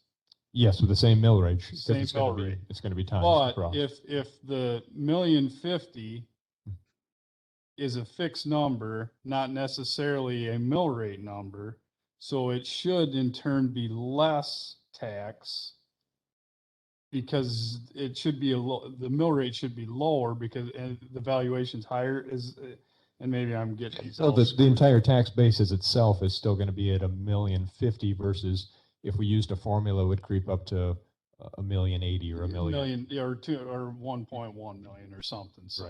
Right. Okay, Supervisor Luck. So not to confuse things further, but I just read Senator Markline's newsletter, and he mentioned property tax reductions. Does that have any effect on us, or is there some portion of property tax that the state takes? And so it has nothing to do with us? I'm not tracking on it at the moment. Okay. Did anyone else read that? From my understanding, what they're proposing, it would be some kind of state program that's going to be property tax relief, similar to like a lottery credit or something like that. So it's not that they're going to give us money. They want to give money directly to property tax. But it wouldn't have any effect on our mill rates or anything like that. My thought would be if there is relief given from the burden, we don't want to take up any slack on that. And we also don't want to create any artificial relief in the burden that we have to then increase later on and people will scream. So Yeah, no, I wasn't saying that. I was Yeah. trying to understand the I relationship think between it- county and state. we're still governed it, and operationally the word was handcuffed in the report or something like that, because if our valuation of our property tax base grows, we can't levy more operations on that. We can only levy more operations on new net construction. Right. While our debt service gets spread out over the whole valuation and the impacts the whole increased valuation when values go up. Okay, I wonder if we're ready to take a vote on this one, and I can add to it too, and the next item that we're going to talk about with the guidance on the different projects, I don't know if that impacts how you're thinking about how you want to borrow. Part of the document that'll go out is it talks again on those budget objectives. If it's something that is incorporated in that, like we have, well, let me pull it up here so you can all kind of see what we're looking at. We can here. So part of the budget objectives that are on here that could be kind of established with is if you wanted to kind of establish something directly on how you want to impact taxes this year and what that looks like, can kind of go into item number 9 as well. Not to throw another tangent into item 8 here. Or correction, item 8. Item 8. where is this document you're pulling up with? I'm not sure. This is underneath item 9A. This is guidance. This is a draft document of what we're anticipating to hand out to departments to kind of talk through post this item. And again, I didn't want to overcomplicate it, but I'm just saying that some of the decisions that you may be making with this motion, how they play into of adding it to the objectives that we have as a committee and a county here today, could carry into this discussion as well. Okay, yeah, I have to, yeah, I did not read 9A, so I'm not quite, yeah, I'm not quite up to speed on how what we're talking about right now affects that one, but any other discussion on this? Okay, let's go ahead and take a vote on the motion then to basically maintain our short-term borrowing amount at $1,050,000. All those in favor of that, please say, Wait, can I, oh, yeah, that means we're not having. go to the the other- microphone though, so everyone. That means we're not having the other motion. If you do vote in favor of this one, I think you are basically saying that you prefer this one over number 3 Okay. on the cover sheet. I think that's fair to say. And who made that motion? I made the motion. Okay. I'm not sure who seconded it. I did. Okay, there you go. And Mr. Chairman, I made a comment that I think favored number 2 or number 3, whatever. Number it is, Number 3. The millage, but Yeah. I'll vote for the other one. Okay, Yeah. So you've convinced me. yeah, yep, Supervisor Luck. I'm very interested in having Pine Valley come back and talk to us about their various Mm-hmm. funds as far as potential. I mean, after we do this, I think doing what we're doing right now is fine and I'm in favor of it. But I am definitely interested in hearing about their different monies and what it potentially could be I think used I'm for. gonna make a motion after this and we'll see Okay. if it gets a second. We can discuss that as Okay. well. Because I think. Yep, that- I'm ready to vote then. Okay, so all those in favor of the motion, please say aye. Aye. Opposed, say no. No. Okay, so that motion carries. So, I think related to this issue of borrowing, gosh, what do I want to do here? I think I maybe first want to let me first make a motion that Pine Valley profits not be used for the operating budget in 2022, for the county's operating budget in 2022. Let me put that out there and see if we get discussion on that.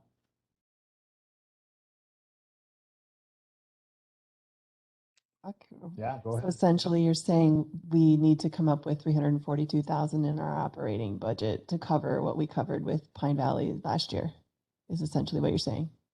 That's correct, although it could come from other places. It could come from a drawdown on the general fund if we decide our general fund is now healthy enough there's other ways to, it doesn't need to just come from cuts Right. in the budget. It can Do also, we think our general fund is healthy enough? well, that's another thing that we have on future agendas here. We're trying to figure that out right now. So do you think I'm we not sure I'm ready. have enough information to vote on this?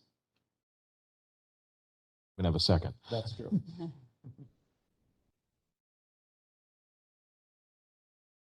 Just not ready. Okay, I don't hear a second on that. So let me try another one for Pine Valley. If we don't get a second on this, it's okay. We can always do this at a future meeting. It won't hurt my ego too much here. So let me make a motion that, Mr. Chair, let me just show you one more part of it. And I don't know if I'm this might help. just distracting. I'm trying to put it in context with the other talking points that we have. And so again, on the screen here with the budget guidance going forward, like last year, we talked about our budget objectives and the things we want to try to do with our budget. Part of it then goes now into budget challenges and assumptions. And it's drafted right now, but it's trying to capture the different things that we knew from last year that we needed to potentially address coming forward into this year. Okay, let me interrupt you and say I'm going to give up on those motions now that I see you've got it in your document on agenda 9, item number 9. So thank you for mentioning that. That helps. Sure. And then I think a final one that maybe would help add some clarity for staff that I'll try to make another motion on, not related to Pine Valley this time, but I'll make a motion that that the Finance and Personnel Committee intends to keep property taxes at a roughly 0% change for 2022, and that's total. So that includes operating and borrowing or debt levy. I'll second that for discussion. Okay, so we got a motion by myself and a second by Lux. So Mr. Turk, you want to start us off? What do you mean by that? Are you talking mill rate? Are you talking dollar amount? Are you talking, because depending on how you define it, it may or may not be easy to accomplish. I'm talking about like a percent change. So when each of us opens up our property tax bill and it says, you know, like there was a 14% increase last year. And actually it's in the budget report too that in the past the clerk has created. It always goes in the Observer. It's the state mandated way of reporting property tax changes. There's a percent change. And so we always list the last 10 years. And so what I'm saying is my motion is a 0%. Are you talking operations levy or including debt service? Both. I said both. I have my doubts about that. Go ahead. Melissa. Do we have enough information to know how possible that is at this point? So what would that mean? So in practical terms, that means we do the 1,050,000, and that shouldn't make it go up, right? Maybe down a little. Well, if you're looking at percentage of what we spent, it's not going to change because you're comparing dollars to dollars the way you phrased it. Mm-hmm. You're not comparing mill rates. You're not comparing shares. You're comparing equal dollars the way you defined it. So is there a way to define it clearer? I don't know. That's why I'm asking, because yeah, right. We want to make sure it's clear and it's attainable. We don't say want to 10.2, then you're saying we're not going to go over 10.2 next year, regardless of what percentages and valuations and everything are. The way you defined it, right. That's why I asked, because I wanted to know what you were saying. I didn't say a dollar amount though. Okay. I said a percent. So if the number was 10.2, then if you're going to have 0%, then it has to be 10.2 again, right? Because you said you weren't talking about mill rates. You were talking about. But you do have net new construction as well. So but that's going to increase the total number of tax dollars. So if you intend to utilize that for operations, it is going to raise the total number. There will be an increase of dollars that we're spending. But then you could decrease it on the debt levy side doing something else. Say like you had Pine Valley. Could. Part of their debt. Could. So you could, if we give some guidance, to staff overall, what we want to happen with the percent, then I think then staff can come back to us and say, okay, in order to achieve this goal of flat property taxes for 2022, here are some different ways you could do it. But if we don't have any guidance for them, I just worry about, I guess what I'm used to seeing is the 83 cents per thousand as the impact.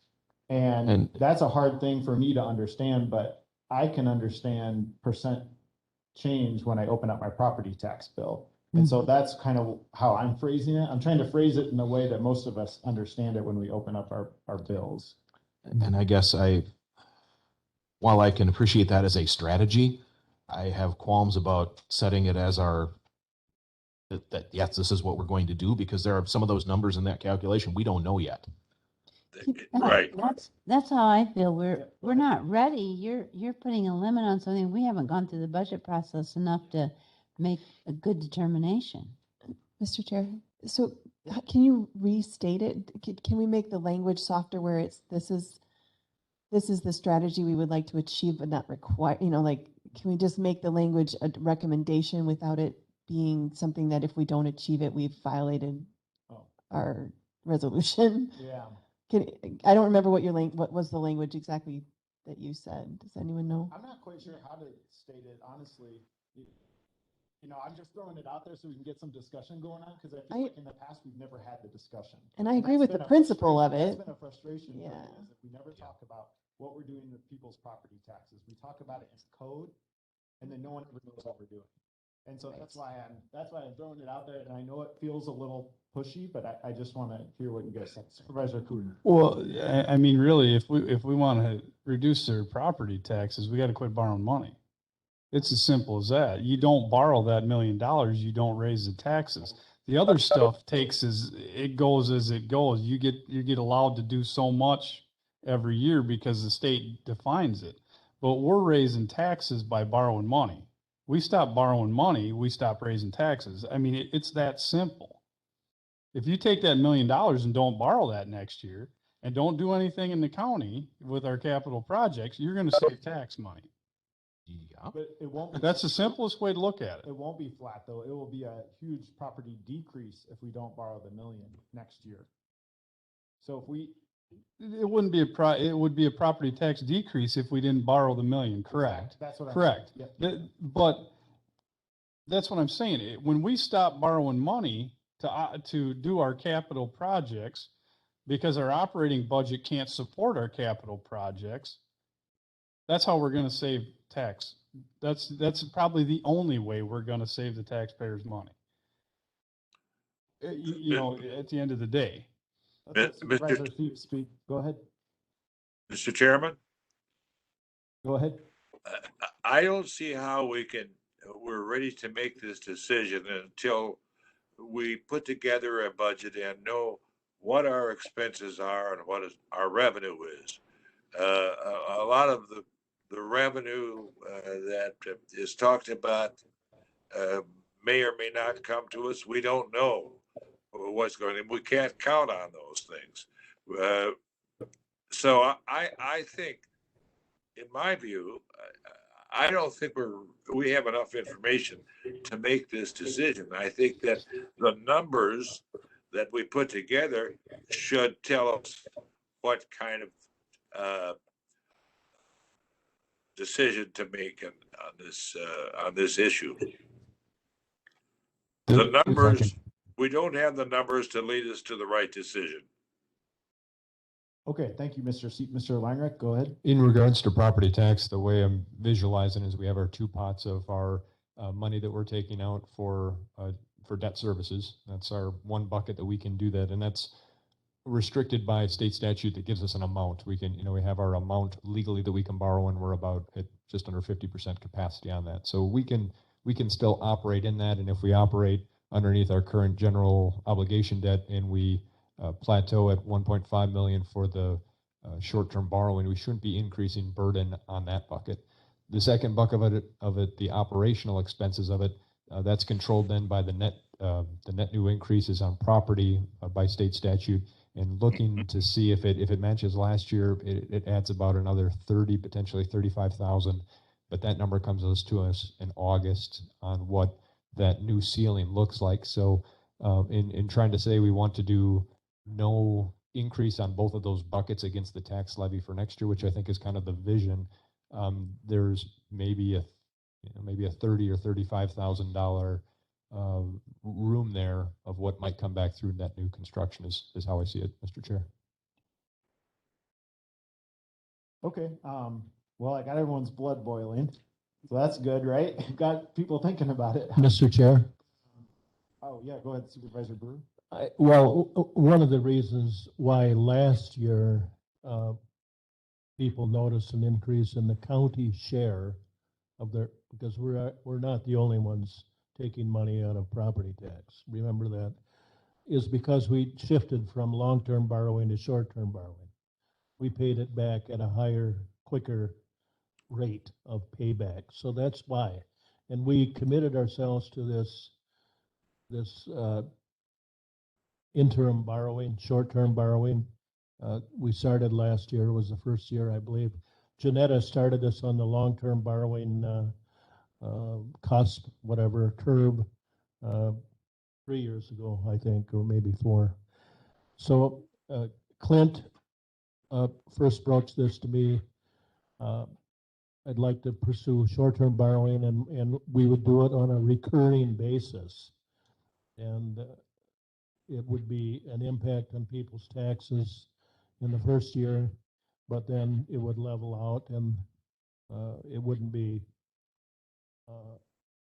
as big a spike or whatever you want to call it. It would not be such an increase, then it would just sort of level out if we did it consistently. So we're in that mode, and I think it's a good thing for us to do. I don't like the idea of increasing long-term borrowing if we don't have to. And this way we're doing something. We've got it earmarked for capital projects. It has to be, but people and departments know pretty much now that they're going to be asked to come up with this list, and we can plug it in, and it gives us some continuity and some stability through the whole budget process. So yes, it did result in an increase, but I think it's going to stay pretty steady now in the future. Okay, I'm going to go ahead and make a motion to withdraw my other motion. I think that's how we get rid of things without voting on them. Is that right? I think so. Okay. So We didn't have did we have a second? we did. Supervisor Luck seconded it. So is there a second to withdraw my motion? I will second your withdrawal. Okay. All right. So we have a second to withdraw. All those in favor of, But we don't have to vote on it. Don't have to vote on it if you withdraw it. isn't it owned by the body, Mr. Seep? If it has been seconded, it's owned by the body. It was. So then don't you have to vote to rescind or to withdraw? I mean, Yes, the body? the body has the authority to withdraw it Okay, so I think we would take a by vote. on a motion to withdraw. Okay, so all those in favor, please say aye. Aye. Opposed, say no. Okay, so that motion has been withdrawn. So let's move on to agenda item number 9. And that agenda item number is called Departmental Guidance Packet for 2022 Operational Budget. Mr. Langrick. Mr. Chair, I apologize. I don't have a summary sheet that kind of ties this together. You'll just have to listen to my soapbox here. But looking for possible actions on approving elements of the budget packet or giving guidance on the budget packet. We'd have time yet until I think on our timeline, we're looking to approve this packet and guidance to go out to departments at our first meeting in July. Let me share with you the first item, which is a little bit easier to digest here. It's a recap from last meeting. We had talked and made action on putting together a budget summary document in which we anticipate departments to come forward on top of their budget sheets to understand in a glance what their budget is trying to accomplish. The first item is... You're looking at 9B right now, is that right? Correct, yep, 9B. Thank you. Mm-hmm. Right there. And so this document here tries to space out then again the different elements and requirements we were looking for departments to report on as they bring their budget forwards underneath the guidance that we'll talk about next. So we have on there the summary of the department program functions and services that are provided to the community, a list of mandated functions that they provide, list of non-mandated functions they provide. Asking the department to explain the department program's major goals and projects intended for the 2022 budget apportionment, asking them to summarize the impacts of the 2022 budget guidance on their departments. Essentially, what did you have to change, shift, reduce, add, whatever the situation is based on the guidance that we arrived at. Then we're asking them to summarize their program services and staffing adjustments that they would have had done in regards to the guidance. Then we're asking to summarize the cost impacts to restore services. So essentially, if you're telling the administrator, go forward with this amount of a levy stagnation or decrease, but we have to factor in wage increases and health insurance increases. So I come forward and I say, these are the things that I've had to cut out. If you want to add these back in, and I recommend we add this and this in, we have it laid out here and also costed. And then again, a list of anticipated capital improvement projects from Fund 75 and from Fund 92, just in brevity to make sure we're still capturing that. So we have that visual list of any recommendations given from the supervisory committee, as that was seen as something we wanted to include, and then a list of any future operational needs. And that is what I have for first discussion point, Mr. Chair. Okay, so this committee already approved this budget template, but before it was in a cover sheet and you just listed 1 through 10. Now you've put it onto a Word document. You have a little more explanation. Maybe you've just put a little more meat on the bones, but it's really the same thing we already approved, correct? It is. If you're comfortable with it, we'll roll with it. If you want to take an action to change course. I think it's more just an FYI for the committee unless anyone disagrees. Okay, so let's move on to 9B, 9A, 9A. We started with 9B, now we'll go back to 9A, right? Yes. Okay. Yes, thank you. 9A is a little bit more now in depth here, may generate some more situations where we're going to have to try to keep a couple different mental balls in the air. Looking again now to put out guidance to departments, and as we've been kind of building toward this moment, we're trying to posture ourselves in an understanding on where we want to be with the budget so we know appropriately what to put out so that our departments can help us solve the many problems that we potentially could have with the budget moving forward. The budget objectives here, again, are, we just talked on levy. Right now we're saying we meet the operating levy limit as imposed by the state of Wisconsin. Services, we're trying to protect effective delivery of essential services and maintain to the greatest extent possible our discretionary services and partnerships, if that holds true for this year. Our response to COVID-19 impacts is to utilize the American Rescue Plan in accordance with federal guidance and to best suit the needs of the county. Capital improvement, capital outlays, we're looking to operate within levy limits and maintain infrastructure to ensure that there's no future, in the future we don't have to react to broken systems with sharp increases. So as we talked about, we're kind of setting now a ceiling through short-term borrowing, and hopefully we can take care of our capital improvements and some of our deferred expenses through that. Preservation of undesignated general fund. We do have our lasting resolutions out there and recently amended to make sure that we're keeping 25% of annual general fund operating budget in reserve. And then wages and benefits, we're looking to meet projected increases and adjustments of health insurances, and then now also looking to make the incremental adjustments to try to approach a market value, and as well now as keeping our wage schedules up to date. So this really now is where we get into the discretionary pieces on the budgeted challenges and our assumptions going forward into next year. One of our items that we know that we have kind of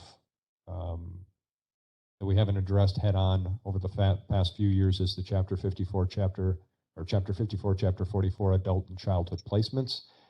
Going into this year, we anticipated potentially looking at estimated possibility of $1.8 million in expenditures that we could have.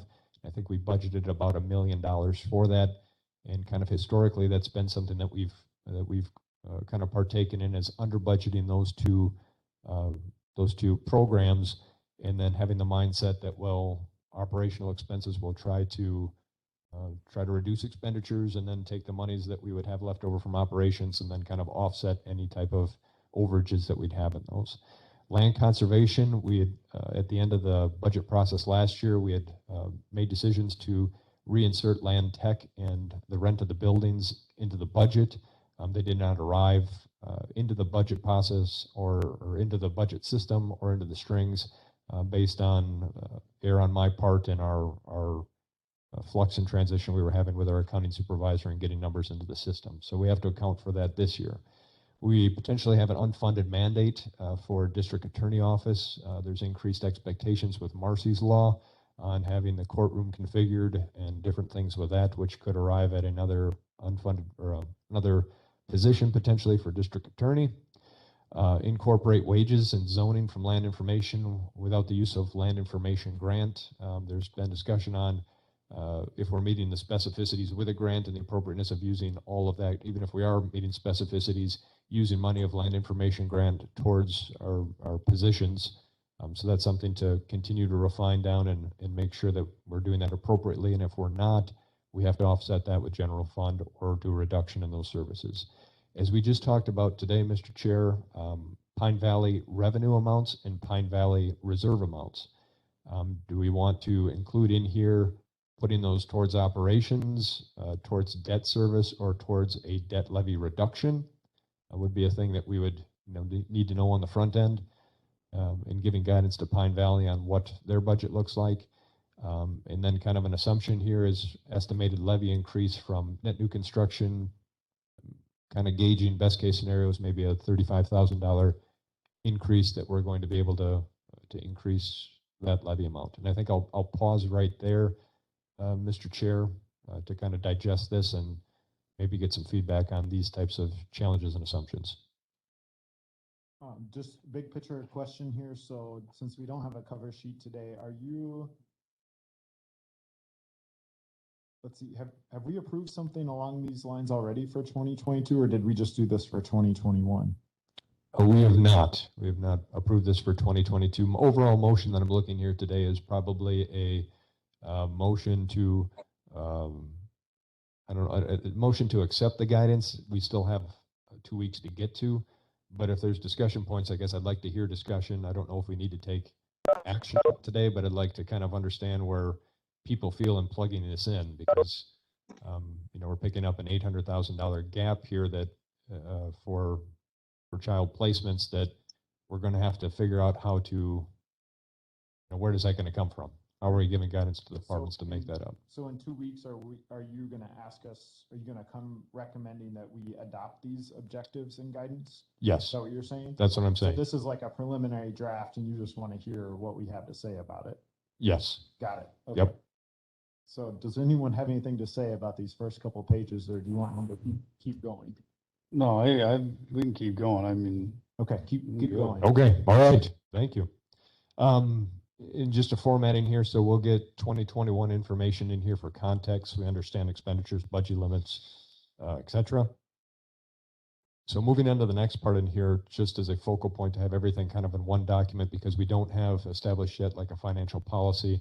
We're going to plug in here fund assignments, so we understand which fund is assigned with the responsibility for the budget and the authority for it. The biggest changes that, I don't know if they're really that big of changes, but we'll have funds 42 here, which was previous, it's the computer outlay fund that was kind of housed underneath the county clerk's office, and recommended we move that to MIS. It's set up as a non-lapsing fund. That's the fund we're going to be purchasing the AS400 out of, and then we'll move that over to Barb to help manage that and use that for all of our computer types of issues. It'll probably go towards reoccurring server type of expenses and what they need to do. The other two funds would be the placement funds, in designating those to Health and Human Services. They already do a good job of tracking expenses against it and giving those reports to the Health and Human Services Board. This would just happen in the budget process of when they're coming forward, that they're carrying that kind of in their budgeting load. Questions or concerns with any of those? Just go through your whole report and then we'll take questions. Thank you, Mr. Chair. Preliminary budget. This is the same template then that we looked at last year. We may move up one date, and that's for when the departments are getting their budget proposals back to us. We'll have a little bit of some benefit time use in August that we're trying to get our people cycled through. So we're going to probably push up when they have to get it back to us by a week and a half. So then the next part here for phase 2, though, is when we talked about when departments are coming in to talk and present their budgets. So this is the tentative timeline that's laid out. It's kind of put in place as Tuesday, the 24th, is the primary date that departments would be coming in, an all-day event from an 8 o'clock until a 4 p.m. or 4:15 to try to cruise through all these. Potty breaks is I will be bringing buckets, and then I'll be treating you folks to pizza for lunch, and we'll be trying to crash through these. If that works for you folks, yes. There would be then 2 alternate type dates I would recommend of a Wednesday and Thursday for potentially if we want to have callbacks for further types of discussions, or if we don't get through all these, it's spaced out in a way of having large department, small department, small department, large department, small department, small department. So if we get crunched on time, there's a potential that we can give the unfortunate boot to one department and have them come back on an alternate type of a date. Big departments we're looking at doing in 30 minutes to 45 minutes, smaller departments in 15 minutes. The next part of this then is going to, depending on what we want to do with our budget goals, at the front end, we're going to have to tell departments on how to increase in relationship to the levy. Are they going to keep their, well, I shouldn't say that. Last year we did it in relation to the levy. I mean, you could do it in relation to no increase in expenses, but mostly, near and dear to us comes down to the county levy part. That's the most common thing that you'll see. So if we have an understanding at the front end of what we want to do with departments, if we're looking to crunch them all equally against the ceiling with increased wages and health insurance and say, tell us how you would, tell us how you're going to do this. We're not going to increase your overall budget, but we're telling you to pay people on wages. What's the solution? If that's reasonable, feasible approach. If we're looking to plus and minus smaller departments versus larger departments, that would be kind of good to know on the front end administratively, because it helps not having to re-plug in numbers to a system. But at the same time, if we're looking for every department to truly evaluate and find cuts, then be looking for across the board type of a situation. Our wage increases in here, it's an averaging of 6.88%, but really it's going to reflect then the wage schedules that were adjusted through us through Tammy Hendrickson, which would be distributed, and our office would help in preparing the wage cost impacts. Health insurance, we have not arrived at a solution yet or what a number is. Potentially, as guidance kind of gave out to the departments, it could be a 5% to 7% increase. I'm visualizing that we probably want to go with a high number in here.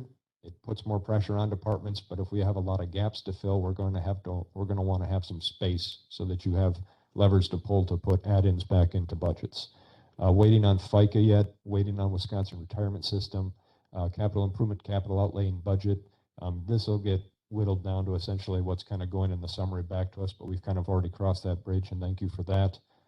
And then I'll work with Josh and Derek more extensively on what the budget instructions are and bringing that information back to the department. This year, we're going to get away from PDF hand tabulations, and we're going to be destroying out Excel spreadsheets so that they can be imported in numbers, and that Josh isn't tied down for multiple days in keying and entering. Then hearing and finalized budgets, we did talk about the dates on it, and I think that is what I have. I'm very much looking for information and feedback in regards to budget and challenges and the process itself, Mr. Chair. Let's go to Supervisor Turk first, because he's got to leave at 3. Wow, this is overall, I'm impressed with the organization level of this. This is an improvement over how we've used to do things, and it reflects Clint's experience with us now and tenure in our administrator role and the people he has around him. I appreciate that. Looks like August 24th could be a long day, but no objection or anything to the overall plan at all. And does that date work for you before you leave? I did just put a hold on it on my calendar, so. Okay, great. Let's just go around. Supervisor, does anyone else have to leave early? Okay, Supervisor C. Depends how late you're gonna keep us. How late you guys want to go? I'd be somewhere at 6:30. You can always pass. If you want the discussion to go quicker, you can pass. Somewhere at 6:30. I'm gonna be drinking a gin and tonic at 5:30, so. Supervisor C, keep in mind that people might be driven to drink if you talk too long, but do you want to say anything? I didn't hear you. I'm sorry. Do you want to say anything? With regard to what? The day, the August 24th? He's looking for feedback on what he just presented to us. Do you Oh. have any feedback? I totally concur with Supervisor Turk's remarks. Put more intelligently and more eloquently than I could. I certainly commend Clint for his organizational skill. And I know this was a lot of hard work. Okay, thank you, Supervisor Luck. The only comment or question I have is, have you gotten any reaction from the department heads on the salary increases and how, just were they, any initial reactions? I'm just curious to know if they're terrified by trying to figure it out or if they're excited. It's going to weigh both sides. If you're a small department, you're thinking wage increases is great, but if I don't get a budget increase to match it, I'm going to be having the same person working hard and working good for me, but I'm not going to be able to pay for all those hours or some type of reduction. So that's the overall message I'm getting back is it's appreciated from an employee perspective. If you're a small department right now, where does it fit? Okay. Yeah, I echo the same things they said. I really appreciate how well this is laid out, and I think it will really help department heads understand. I think one of our problems in the past has been they didn't know what the expectations were necessarily, and this is laying it out very clearly. So thank you. And I have no changes. In favor. Everything's great. Okay, Supervisor Brewer. The fly in the ointment that I see is the usual one, and that's you're giving small departments 15 minutes here. They're going to say, wait a minute, we need a lot more time than that because they want to come in here and argue. So I hope that the various committees get things under control before it's brought here. I mean, this should be discussed. The expectations are there. Hopefully, all departments will come in with their budget prepared and ready to go. Hopefully, but as we know, that isn't always the case. Supervisor Gentis. I was looking through the list. I found child support. I don't see UW outlay here. I see food. Thank service. you. Yeah, we'll want to have them on there. Thank you, Linda. Or combine them. Sending a message. To combine you. You could just strike very food service. Just omission. I was just talking. Anything else? Yes, I know. Anything else? I was just checking my other. Okay. And does that date work for everyone? August 24th?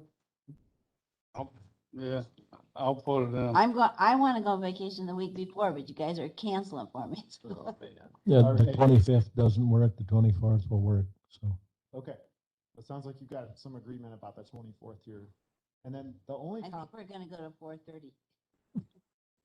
The only comment I have is that if we give instructions to each department that they need to keep things at a 0% increase, I just think that somehow we need to do some thinking ahead of time about our general fund. Because I know our cash balance history has gone up so high in the past 4 years, which is great news. We are headed up and up and up. If there's some way we can, 25% is our minimum goal, but now I think are we in the 35% range? Just getting some idea of how we could level out so that we're more consistent instead of, 4 years ago, our big concern was we didn't have enough money in the general fund. And we've been talking like that for the last 4 years, but now with Treasurer Keller's information, it looks like we're doing really well. So if we could be real upfront, if we're going to use some of that general fund, but we don't want to use so much of it that it's going to start decreasing it in the next year, how can we flatten out our general fund so it's just more consistent and stable so people feel this sense of stability? Then maybe it's possible to tell departments, maybe it's a 2% increase or a 3% increase or something a little bit more reasonable in a way. That's my only thinking. I don't know if other people agree with that, but that's Mr. I feel Chairman. like we're kind of, it's almost like whiplash is kind of the way we kind of talk about the budget sometimes. And if we could just somehow figure that out, I think it'd be helpful. Yeah, Mr. Seep? Yes, Mr. Chairman.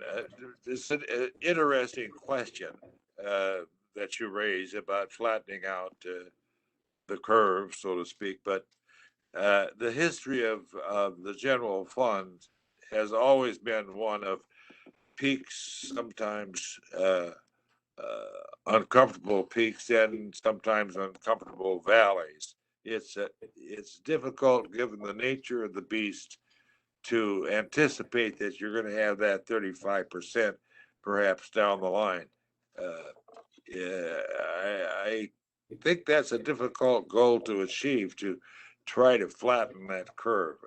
You're going to, you don't have much control over uh, the peaks and valleys. If you look at the history of this thing over 10 years, you'll see that. If you want to make a graph, it would be interesting. Okay, well, I do disagree. I do think we have some control over our general fund, but let's just. Again, it's nice to disagree and not be disagreeable. Yes, there we go. Okay, so Hey. you heard from everyone. Can I say something? Oh, yep, go ahead. Because maybe we canceled them last year, but I'm not on a neighborhood housing services. We have a board member that represents there, and I think we cut it back to 7,500. I don't know if we're still doing that, and I don't know, maybe we cut that completely. I just don't see it on here, and I don't know if they have to come here. I forgot what we did about that. I'm not trying to put it in. I just want to know.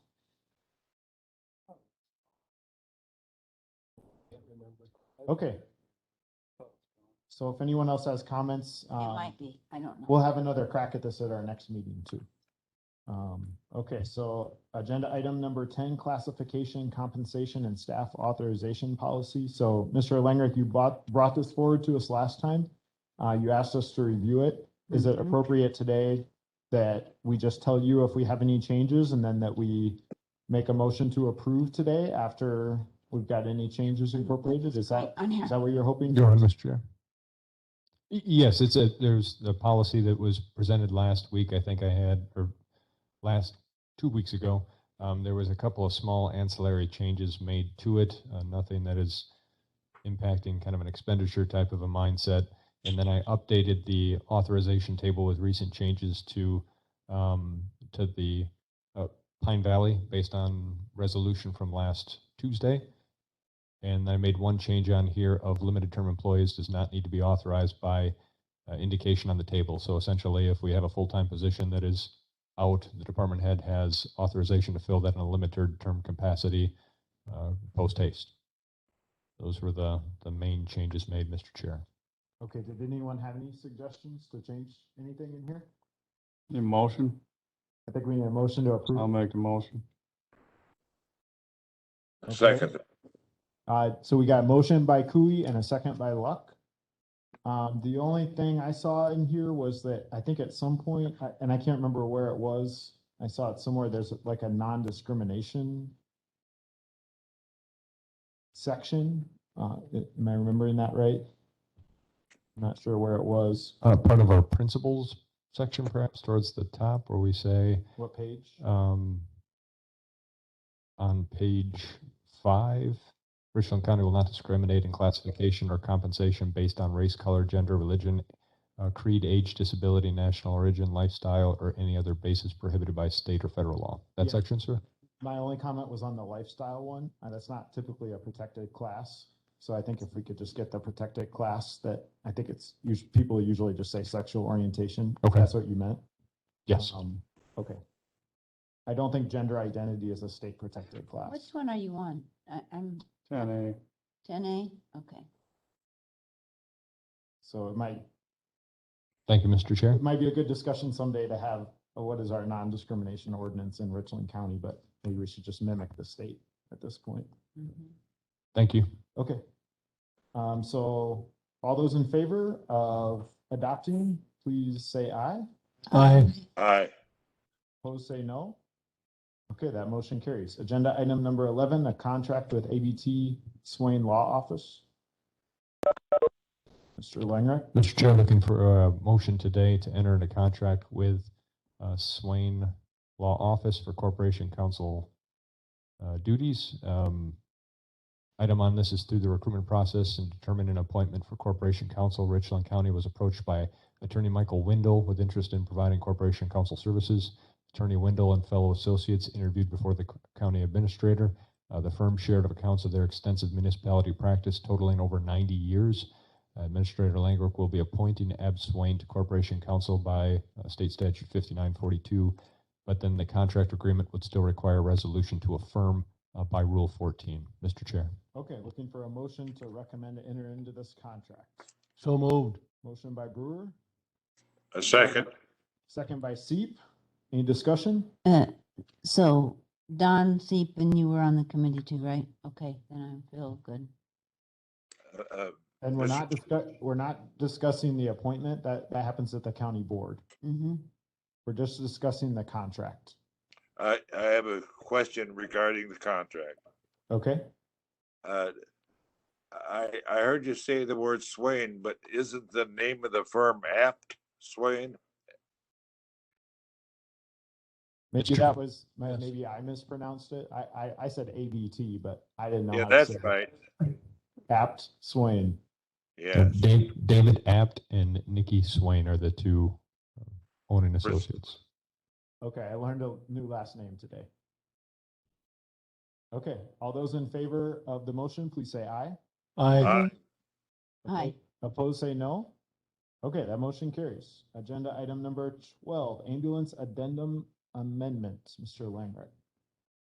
Mr. Chair, looking for a motion today to move updates for the ambulance handbook addendum to the county board. There are two different documents put out. One is a cutout of the different changes that are recommended. The other one is a markup of the changes. That is 12A and 12B. These are brought to you, recommended from the Joint Ambulance Committee. I believe Director Gudgeon may be online, otherwise he might be out on call. I would defer for questions to Director Gudgeon. Okay, so first of all, I just wanted to give a compliment. Thank you for getting the complaint policy incorporated into that ambulance addendum. I thought that was a great change. One question I had is, when we have addendum changes that are made, how are these shared with employees? Is there a bulletin board that the ambulance department uses, or do they send an email to everyone? This is kind of to Mr. Cooey's question about the complaint policy about a month ago. So maybe that question's for Mr. Gudgeon, just to know, how do you do that? Sure. So obviously the first step is taking it to the Joint Ambulance Committee. It's an open meeting, and there are EMT delegates that come to that meeting. Once the committee had reviewed it, then it was emailed out to all of the service members, regardless of their pay status, be it paid on call. I'm going to try to get rid of the echo here. I'm sorry. Whether it be paid on call, full-time, part-time. So each individual member was, the proposed changes were emailed directly to them. In their email, they were asked to email me back specifically so that I had it in writing what their thoughts were. Then at our service meeting, I shared each one of these with them, the current language, the proposed language. And then we also have in our scheduling system a library that it was put in there as well, and they were emailed that it was in there for them to review. And then after this gets adopted by the county board, how does it get shared? That was my question more, but great to know you're getting input beforehand as well.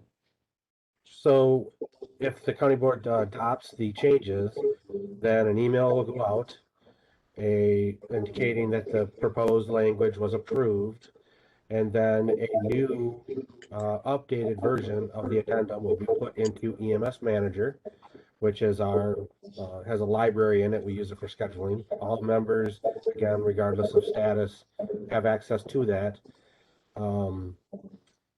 And then in the email that states the county board would have approved it, we can also include the digital copy that way as well too. Okay, great. Thank you. Anyone else? Okay, did I get a motion? I don't think I did. Is there a motion? Motion by Luck. Second. Second by Cooey. All those in favor of these changes to the ambulance addendum, please say aye. Aye. Aye. Opposed, say no. Okay, that motion carries. Thanks, Mr. Gudgeon. Yep, thank you. Agenda item number 13, resignation of fairgrounds employee. So it looks like I might save you a few words here, Mr. Langrick. It looks like we have a motion to accept the resignation of the fairgrounds groundskeeper, Warren Keys. So I'm looking for a motion to accept that resignation. So moved. Motion by Brewer, second by Luck. All those in favor, please, or any discussion on this? All those in favor, please say aye. Aye. Aye. Opposed, say no. Okay, that motion carries. I hope that's okay. Saved you a few words. Agenda item number 14, future agenda items. Mr. Seek, do you have any future agenda items? No, thank you. Okay, Supervisor Luck, I wanted to mention you brought up per diems last time. I thought we could handle that at rules and resolutions, and Mr. Kalish is working on that. Potential rule change Okay. for per diems and how we're getting paid right now. Right, how we submit our per diem forms. Was Exactly, really the because it's question. all laid out in the rules, so I thought. It that- is, yeah. Yeah, so I Yeah. thought maybe it'd be best if Okay. that committee handled, so I just wanted to make sure, but anything? Yeah, so I think we should be talking about rates we pay for meals while employees are traveling. At some point, I think that should be something we talk about countywide. I think that's on Mr. Langrick's radar already, so. Right, but I just wanted it officially on our radar. Yep. That's all I have. Thank you. Oh, actually, no, sorry, one more. Go ahead. Can we officially have Pine Valley come back and talk about their funding and potential ways that it could be used within our Yes. budgeting? And we got to move him up in the agenda. Tom sat here until he had to go because he's got a long drive ahead of him. So get him up on the agenda. I think he's just, I don't know, he's just here. Okay, Mr. Cooey, anything? I just want, this ambulance thing this ambulance garage thing, we really need to get going and get this done. We're gonna mess around and have the opportunity to lose a couple $100,000 if we don't get moving. So we gotta get this on our agenda and get it taken care of. Okay, so ambulance. Mr. Brewer? I agree with that. Okay. I'm just following up with Melissa about the broadband. There was another long article in the paper this week about money for that within the state, that there was money going to be allocated. I don't know if you saw it. I kept the article. And we talk a lot about economic development, and I think this is number one for us.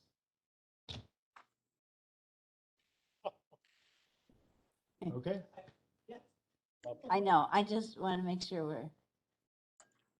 All right, so broadband takes us to agenda item number 15, which is adjournment. So I'd look for a motion to adjourn to Tuesday, July 6th at 1 p.m. in the county boardroom and with WebEx option available. I know already that I think Supervisor Luck can't attend and Supervisor Turk will be out of town but can attend remotely if he's needed. I just want to make sure everyone else can attend. I almost feel like we're playing Clue. There's somebody in the room with a candle. You know that game? Yeah. That's what it sounds like. Oh, okay. I get to go on vacation after, so I'm good. Yes, sir. Yeah. Okay, so. Professor Plum. And Miss Wants to make Scarlett. a motion. I'll make the motion. Okay, motion by Cooey, second by Luck. All those in favor, please say aye. Aye. Aye. So I So, played we're golf this adjourned. morning. Thanks, everybody. I only got a Play this 50. afternoon. You're gonna play this afternoon? Well, I was supposed to. I only got a 53. I got a 5 on the last hole finally, but I start out 4 and I end up Okay, thanks.